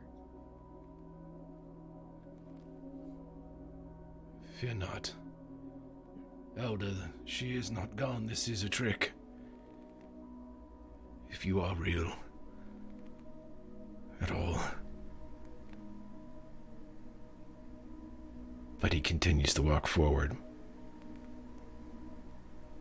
You're close enough now that you could reach out and touch Lorana or touch the grieving figure.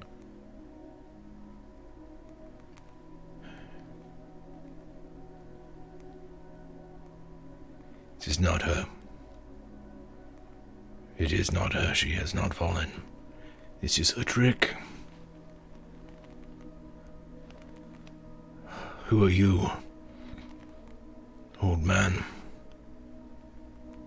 Sir. He would try to get the attention of the old knight. The old knight clears his throat, turns his head to look up at you, and it is your face, many years older than now. Scars that you don't remember. A weariness and a hardness in the eyes that you don't recognize, but you recognize the face.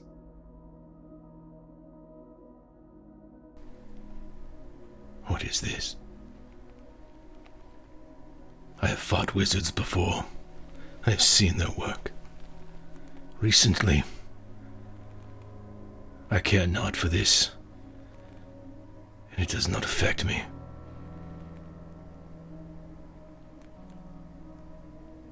The knight, the older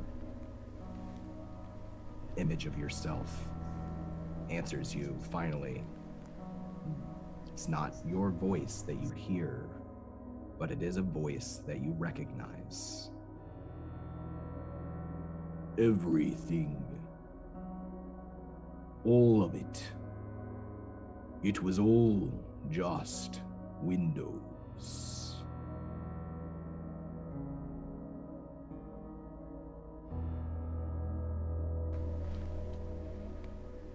What's that supposed to mean? Who are you supposed to be? I am a player in this as well as you. Everything is a choice. You have many that lie before you.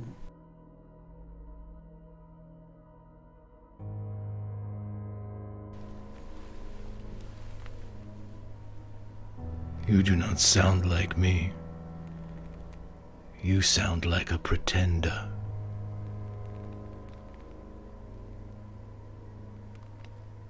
The figure kneeling before you begins to smile. That smile grows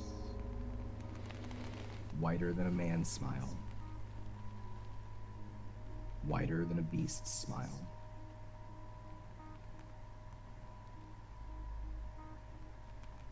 But still, it does not rise. It merely weeps. There's a strange dichotomy, and he opens his mouth again to speak.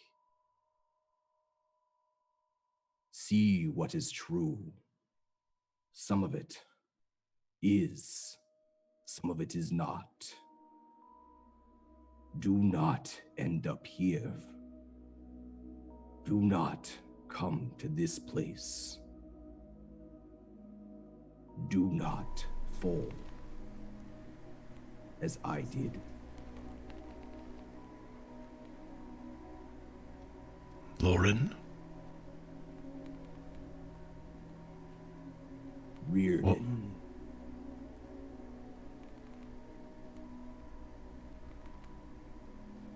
Why are you here? With her?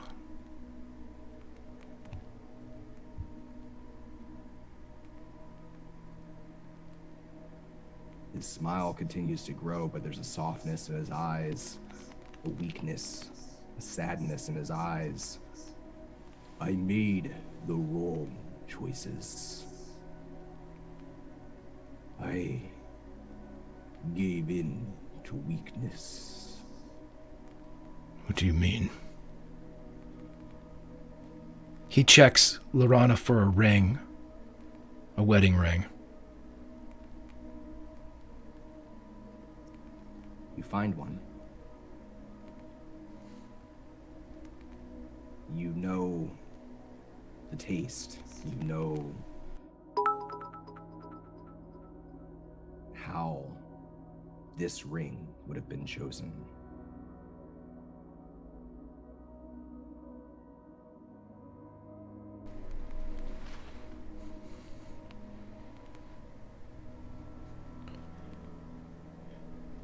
She says yes.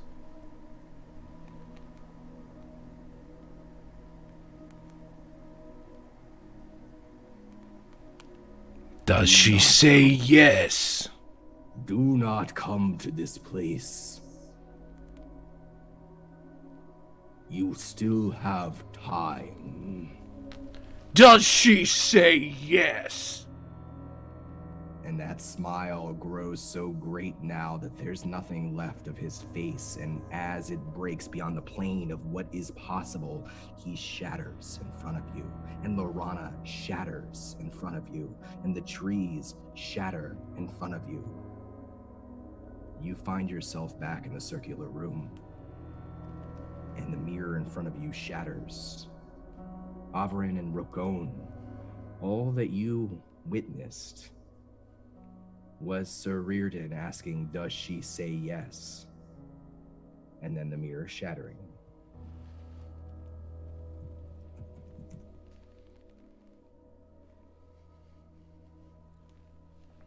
It's just tricks.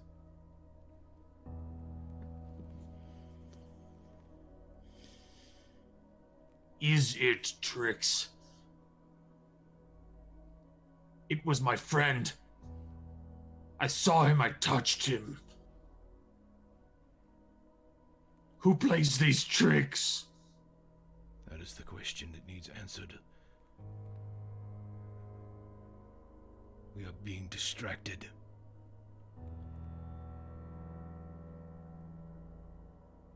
He looks at Averin. It's just tricks. Take your turn, girl.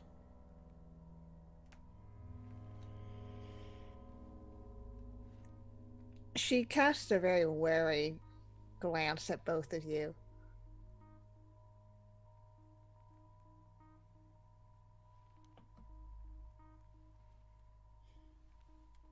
It is all Walks right. towards her reflection.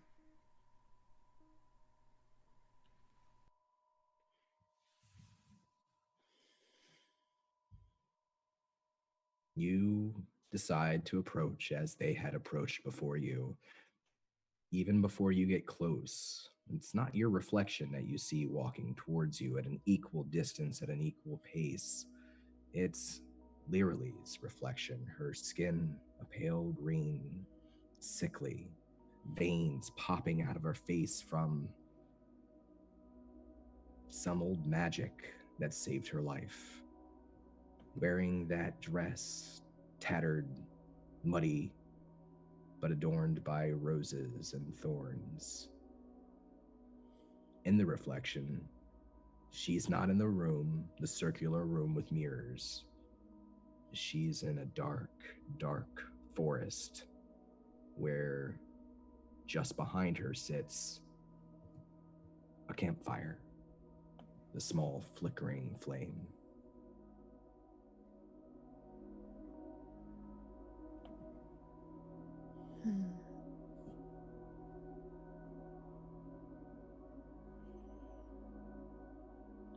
So as I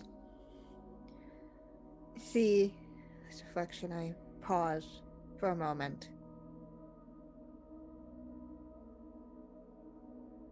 And then I take one step closer to the reflection.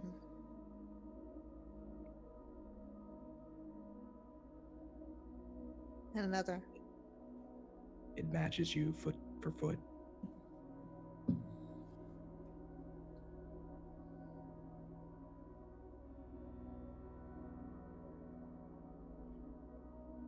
And I get right up to the glass.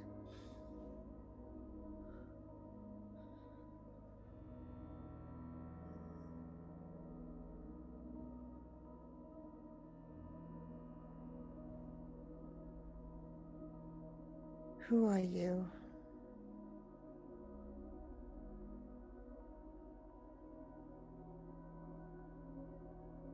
Averin, the question isn't who, it's when. We aren't here yet.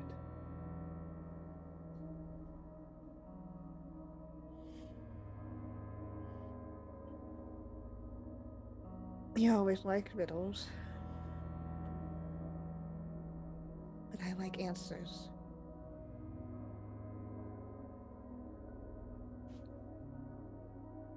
Come find me, sister, and I'll give you the answer you seek.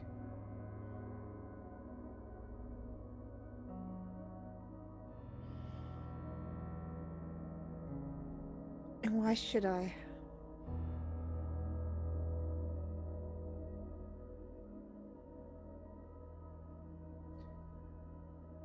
You don't have to. I can come find you.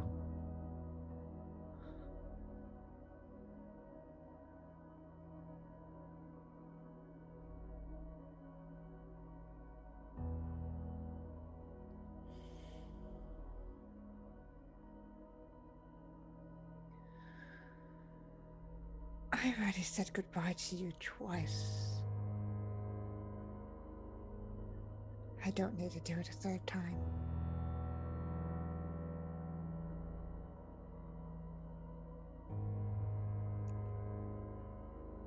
You're the one who reached down and grabbed my hand. You didn't have to do that. I don't know where we are. I don't know what is happening, but things are changed. And in change lies opportunity.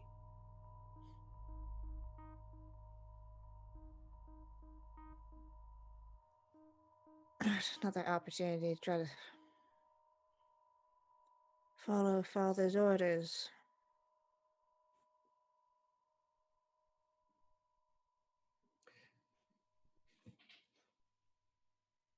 If you're wise, you'll join us. You'll work with us. If you ever want to go home, you'll have to. And if you want to find me,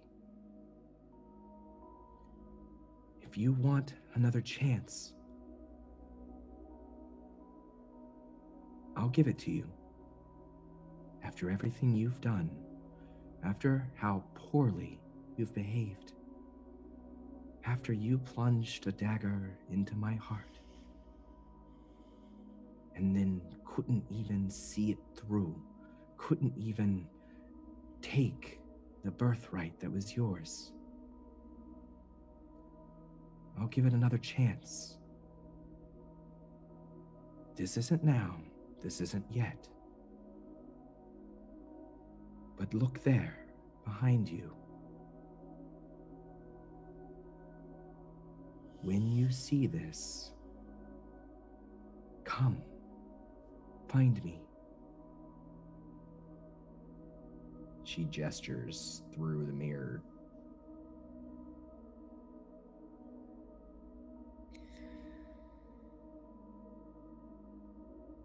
I turn my head just enough to see.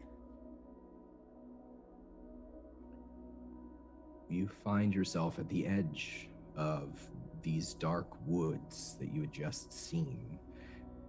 At the tree line, looking down over a small, gray, rainy village. There are fires on in the night. People tucked away into their beds, maybe a tavern light in the distance. And for a moment, you don't see them standing there before you, 3 or 4 feet tall, dozen children forming a half circle around you. Roll me a perception check.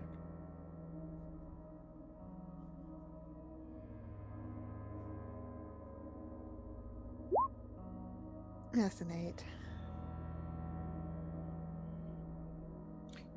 Something strange about them, but you're not sure what. They're slowly stepping towards you, smiling. One of them laughs, and it's a lilting, almost magical laugh.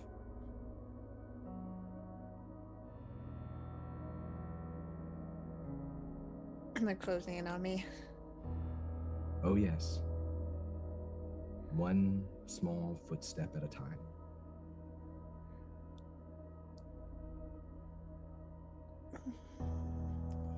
Nope. Getting out of that circle if I can. Is you running back into the woods, or are you trying to get through them and down into the village?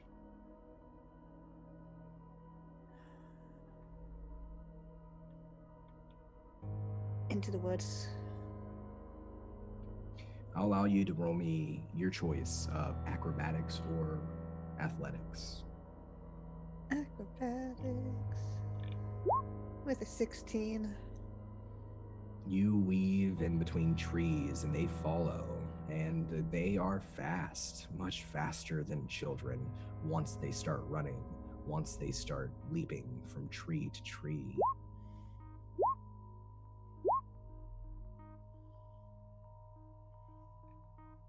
About a third of them are able to keep up with you, racing.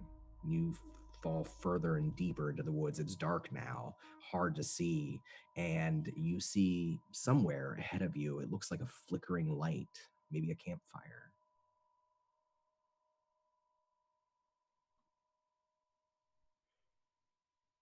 I'm gonna head towards that light. Roll me one more acrobatics check. 19.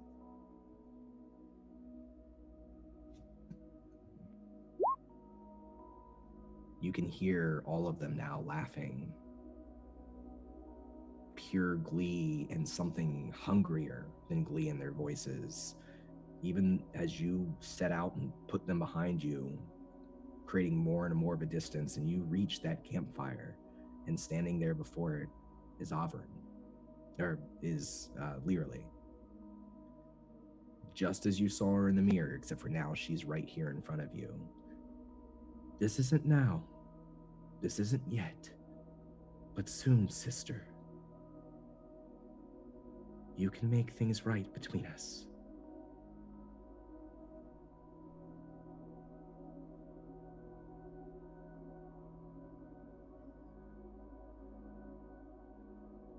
Oh, we'll make it right.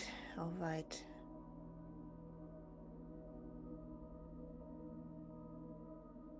I'll make it right.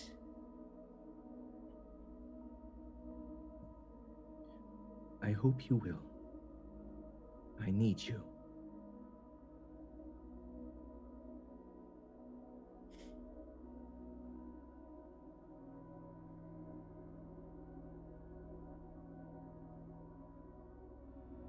And my hand's already reaching for my dagger. Roll me a perception check.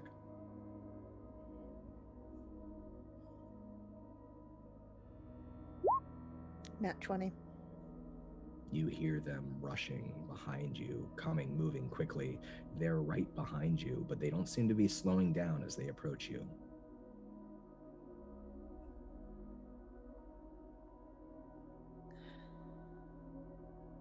Running again. You take off, and then behind you, not as quickly as you, Learly takes off running too in your direction. And then you hear a scream. Do you look back over your shoulder?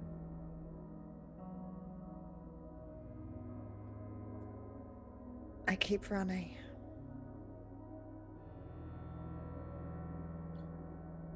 The night around you, the forest around you shatters. That scream lingers in your ear. Learly's scream, coupled with the laughter of children. Something.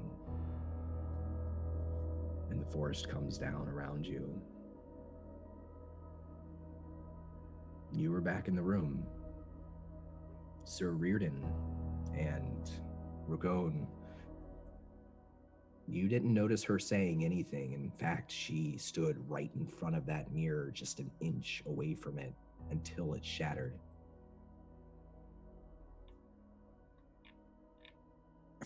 As soon as Avern is back into reality, this room, who knows? She punches the wall where that mirror was.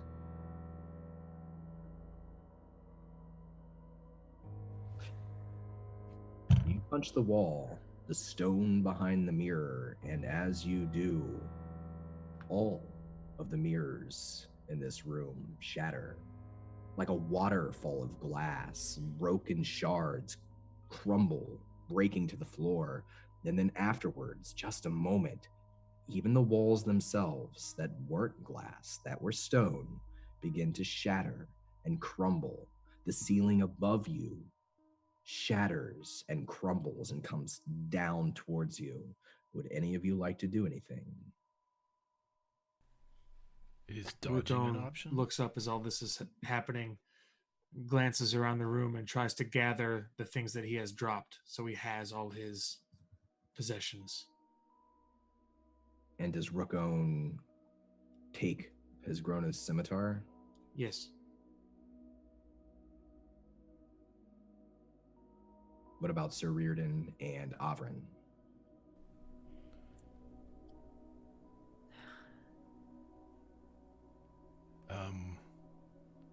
He would attempt to, gather his group.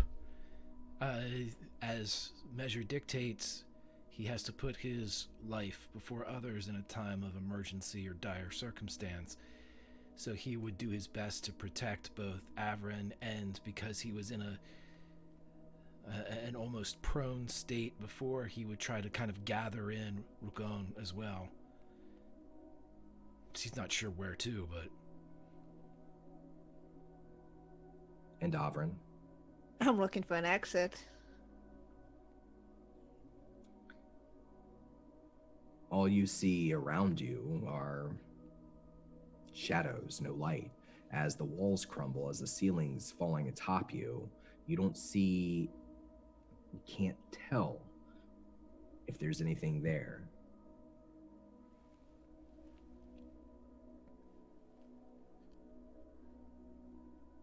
Is this torture? I felt torture. I felt torture for years. This is something else. Everyone roll me a dexterity saving throw. Is Avrin running? Yes. Rookone rolls a critical. 15.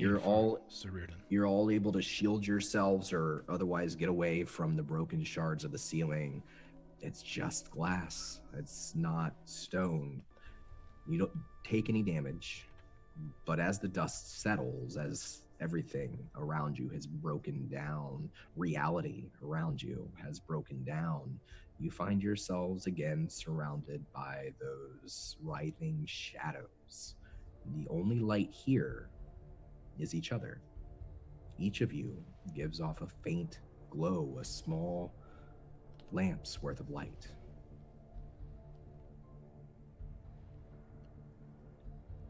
Gather round. Yes, stay together. Back to back. Here. And he'll produce a length of rope. Lash ourselves together. Rookone quickly stands up and grabs a length of rope and ties it around his waist, and then takes the open end with his left hand. Girl, here. This is for your own safety.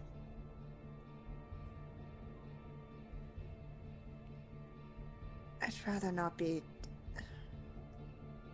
tied down to anything. It's so we don't lose each other in this gloom. I'll just hold on to the end then. At least wrap it around your wrist. And he will... We may be all we have.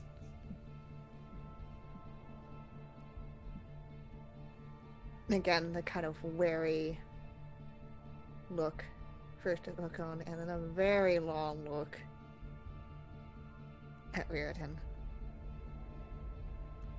Reardon might even feel that and look over his shoulder.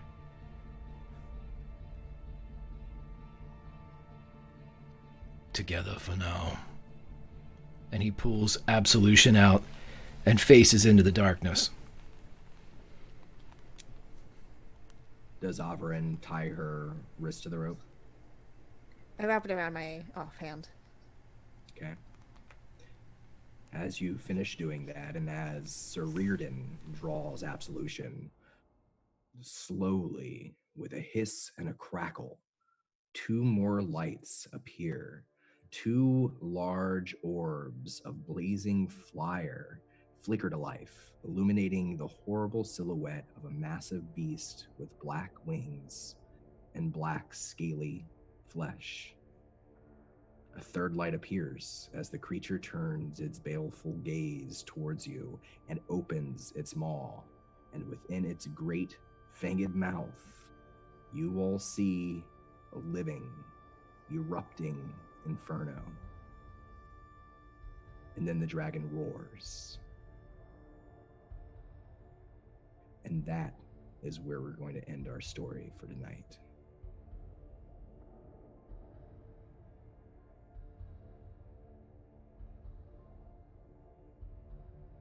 Fuck.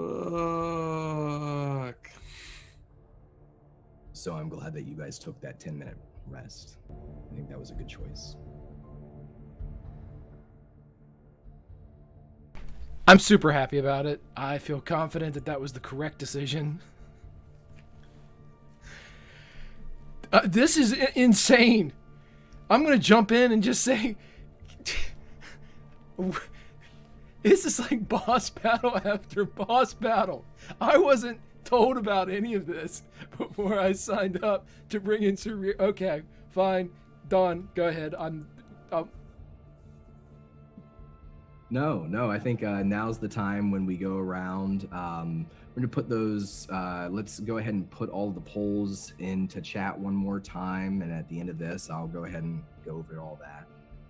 We also, this week, we're doing a subscriber poll. So if you're a subscriber to the channel, doesn't have to be to the show, but to any of the shows in the channel, you'll be able to take a special vote that will help one of our characters recover from corruption, because they need the help. It's been a rough couple of first weeks here for some of our characters in corruption.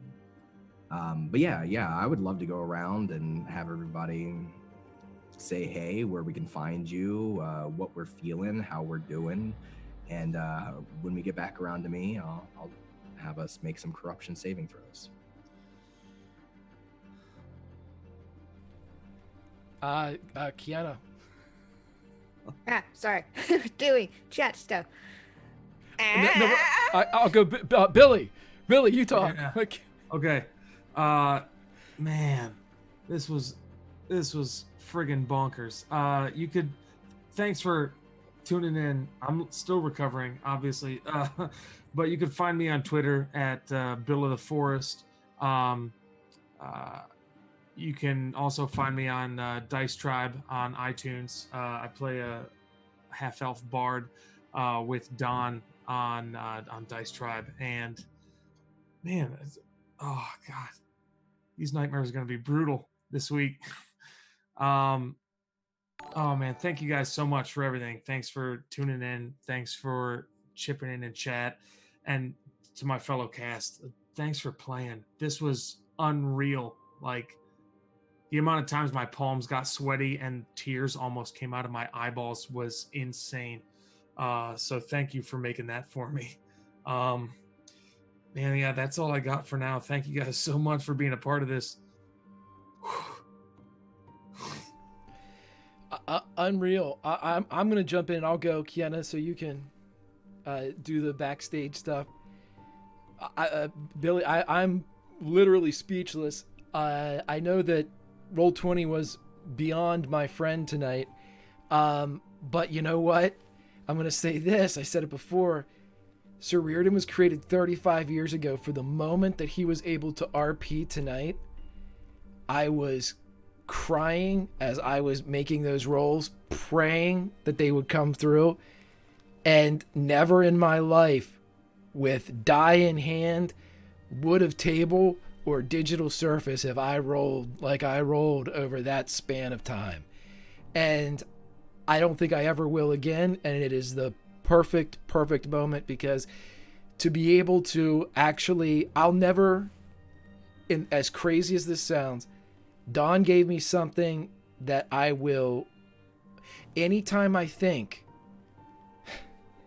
of the fall of Sturm Brightblade, I'll know that Sir Reardon almost made it. And I'll never not think about that. I'll know that he was there and he did his best to get there. And I got to RP that. And chat, you guys were absolutely phenomenal tonight with your passion. Your passion for Dragonlance and for the story that Don is weaving is absolutely, it's electric. It when I'm reading that, I want to play Sir Reardon so well. So, because you guys are just absolute RP fuel. You guys are atomic energy, and I appreciate it so much. Both people watching live on Twitch, our YouTube people, and eventually our podcast people. Your participation in this narrative is beyond amazing. I appreciate it so much. I know the whole cast does. Man, I literally cannot wait until next week to put on this heavy ass armor again, have my family help me, and know that when I think of the fall of Sturm, I will always think of Sir Reardon. Now, Kiana, you better be done, because I am. I am done. Oh boy. That was phenomenal. I have a lot of feelings. A lot of them were ouch. My heart. Yeah, and chat, thank you so much for being here with us and going through the experience with us, because holy shit, we're making a story, and thank you for helping me at least beat the shit out of my dad. I'm gonna kill him. I tried. I tried my damnedest. But yeah. Whew. You can find me over on Twitter at KennaS. I mean, I'm all over the internet playing role-playing games, but my heart's gonna be here for a while. Dragonlance with these phenomenal people. And back with the full cast next week, so I'm so excited. I can't wait. Man, okay. I think I'm just gonna be internally screaming for a while, but that's just normally how I am. Great. Don? Yeah. So, thank you all for being here tonight. Thank you, chat. Like Greg said, I loved everything, every inch of emotion and passion you guys brought to tonight, just like every time we've played this game so far. I knew that this intro, the way that I was going to bring everything together starting in October, I wanted to come out swinging with a lot of action and a lot of horror that's immediate, but also that sort of existential dread that I probably picked up from playing too much Cthulhu this past year or so with these great people. And yeah, I've had a blast. We will meet next week, and I'm excited to have the full cast together. Hoping that we can get everyone together next week to bring all the stories together. But in the meantime, you can follow me at Donathan Fry on Twitter. I do stuff there. I play other games, but this is my heart in a very big way. And I'm looking forward to getting through what's left of what I consider to be the prologue to our story here. That said, I need you all to make me charisma corruption saving throws. Before I do that, here's Don, here's Bill, here's Kiana. Please follow these people. They're going to be responsible for the deductible for my therapy sessions that are going to reset in January. So, okay, what is this? What are we doing, Don? Corruption. Give me charisma. 15. So, Sir Reardon. Light still shines. Yeah, and you also won tonight's poll for Light Still Shines. So, you are free from the loss of corruption despite your failed saving throw. Thank you, chat. Yana, I know. So she also makes it. However, you do and immediately lose from one of our polls 1d8 corruption. You gain 1d8 corruption. Guys, why are you making poor Evan? Okay, 2 points. 2. And what's that put Avrin at? Just out of I'm curiosity. up at 8 points of corruption. That's pretty good. Yeah. Rookone, you fail your corruption saving throw, and Sure you do. slide a little bit further into the darkness. And as we are still under the eye of Nutari in the worst of the month, you're going to gain 1d8 corruption. So you go ahead and roll me that too. Darn it. Don't make Don do it. Don't make Don do it. No, I'm not. I'm doing it. No, I I got this. Don't mistyped. No. No, it's too Don. Don't let Don do it. I swear to you, don't let Don do it. Yeah, I'm messing up. Don't I got it. Don't worry. concentrate. Don't. You Oh, gain 2 corruption. That could have been worse. Yeah. And so what's that put Rookone up to? 10. He got 8 from last time. The last time you rolled a maximum. Except for Rookone has won the new subscriber poll to lose 1d8 corruption as well. So backspace roll 1d8, and that will be enough to keep you from sliding for now. See if I can get it right this time. I thought I would. No. I got you. No. I told you, damn it. You are at 9 corruption, sir. Rookone is near the edge. Don, you're awful. No. Sir Reardon's doing great. I'm gonna keep trying until I get this thing right. Guys, I love you, chat. I love you. Thank you for an amazing better. story and session tonight. And yeah, that's all I have, Greg. If you have anything else. No, I just wanted to tell everybody again, thank you so much. Also, I would like if everybody could do 2 things for me. One, we have our first guest star who is going to be popping up at some point, as Pope has made the contribution to join us in the virtual flesh. Cannot wait for that. And also, I would like a round of... Let's throw up just some Dons, D-O-N, in chat, as Don is under the weather. You would never know it, as he has soldiered through this entire session, and this entire day planning for this. But this man is an animal, so everybody cheers, salutes, as we've said and I saw in chat, fist to heart. You know, RP is this man's life, and he does it with honor. So... as we are all getting ready to leave here, I'll remind you that the channel has several fun things coming up, as we have both Project Kronos on Saturday at 2 p.m. Eastern, Project Athena at 7 p.m. Eastern on Sunday, and also on Friday, our first official session of Grammar of the Dark, which is an Invisible Sun narrative from Monty Cook Games. It begins at 9 p.m. Eastern Standard Time. Also coming very, very soon, we are going to have on Thursday evenings from 8 to 10 p.m. Eastern, we are going to have Dungeon of the Mad Mage. Announcement for cast will be tomorrow, so please check the Twitter, Grimjack21502. We would love to see you there as well. And then in the new year... Discord. Yes, Discord. We should go there. We have a Discord. Everybody, it'll be on Discord and Twitter. It'll be everywhere. But yeah, like I said, everybody, thank you so much for being here.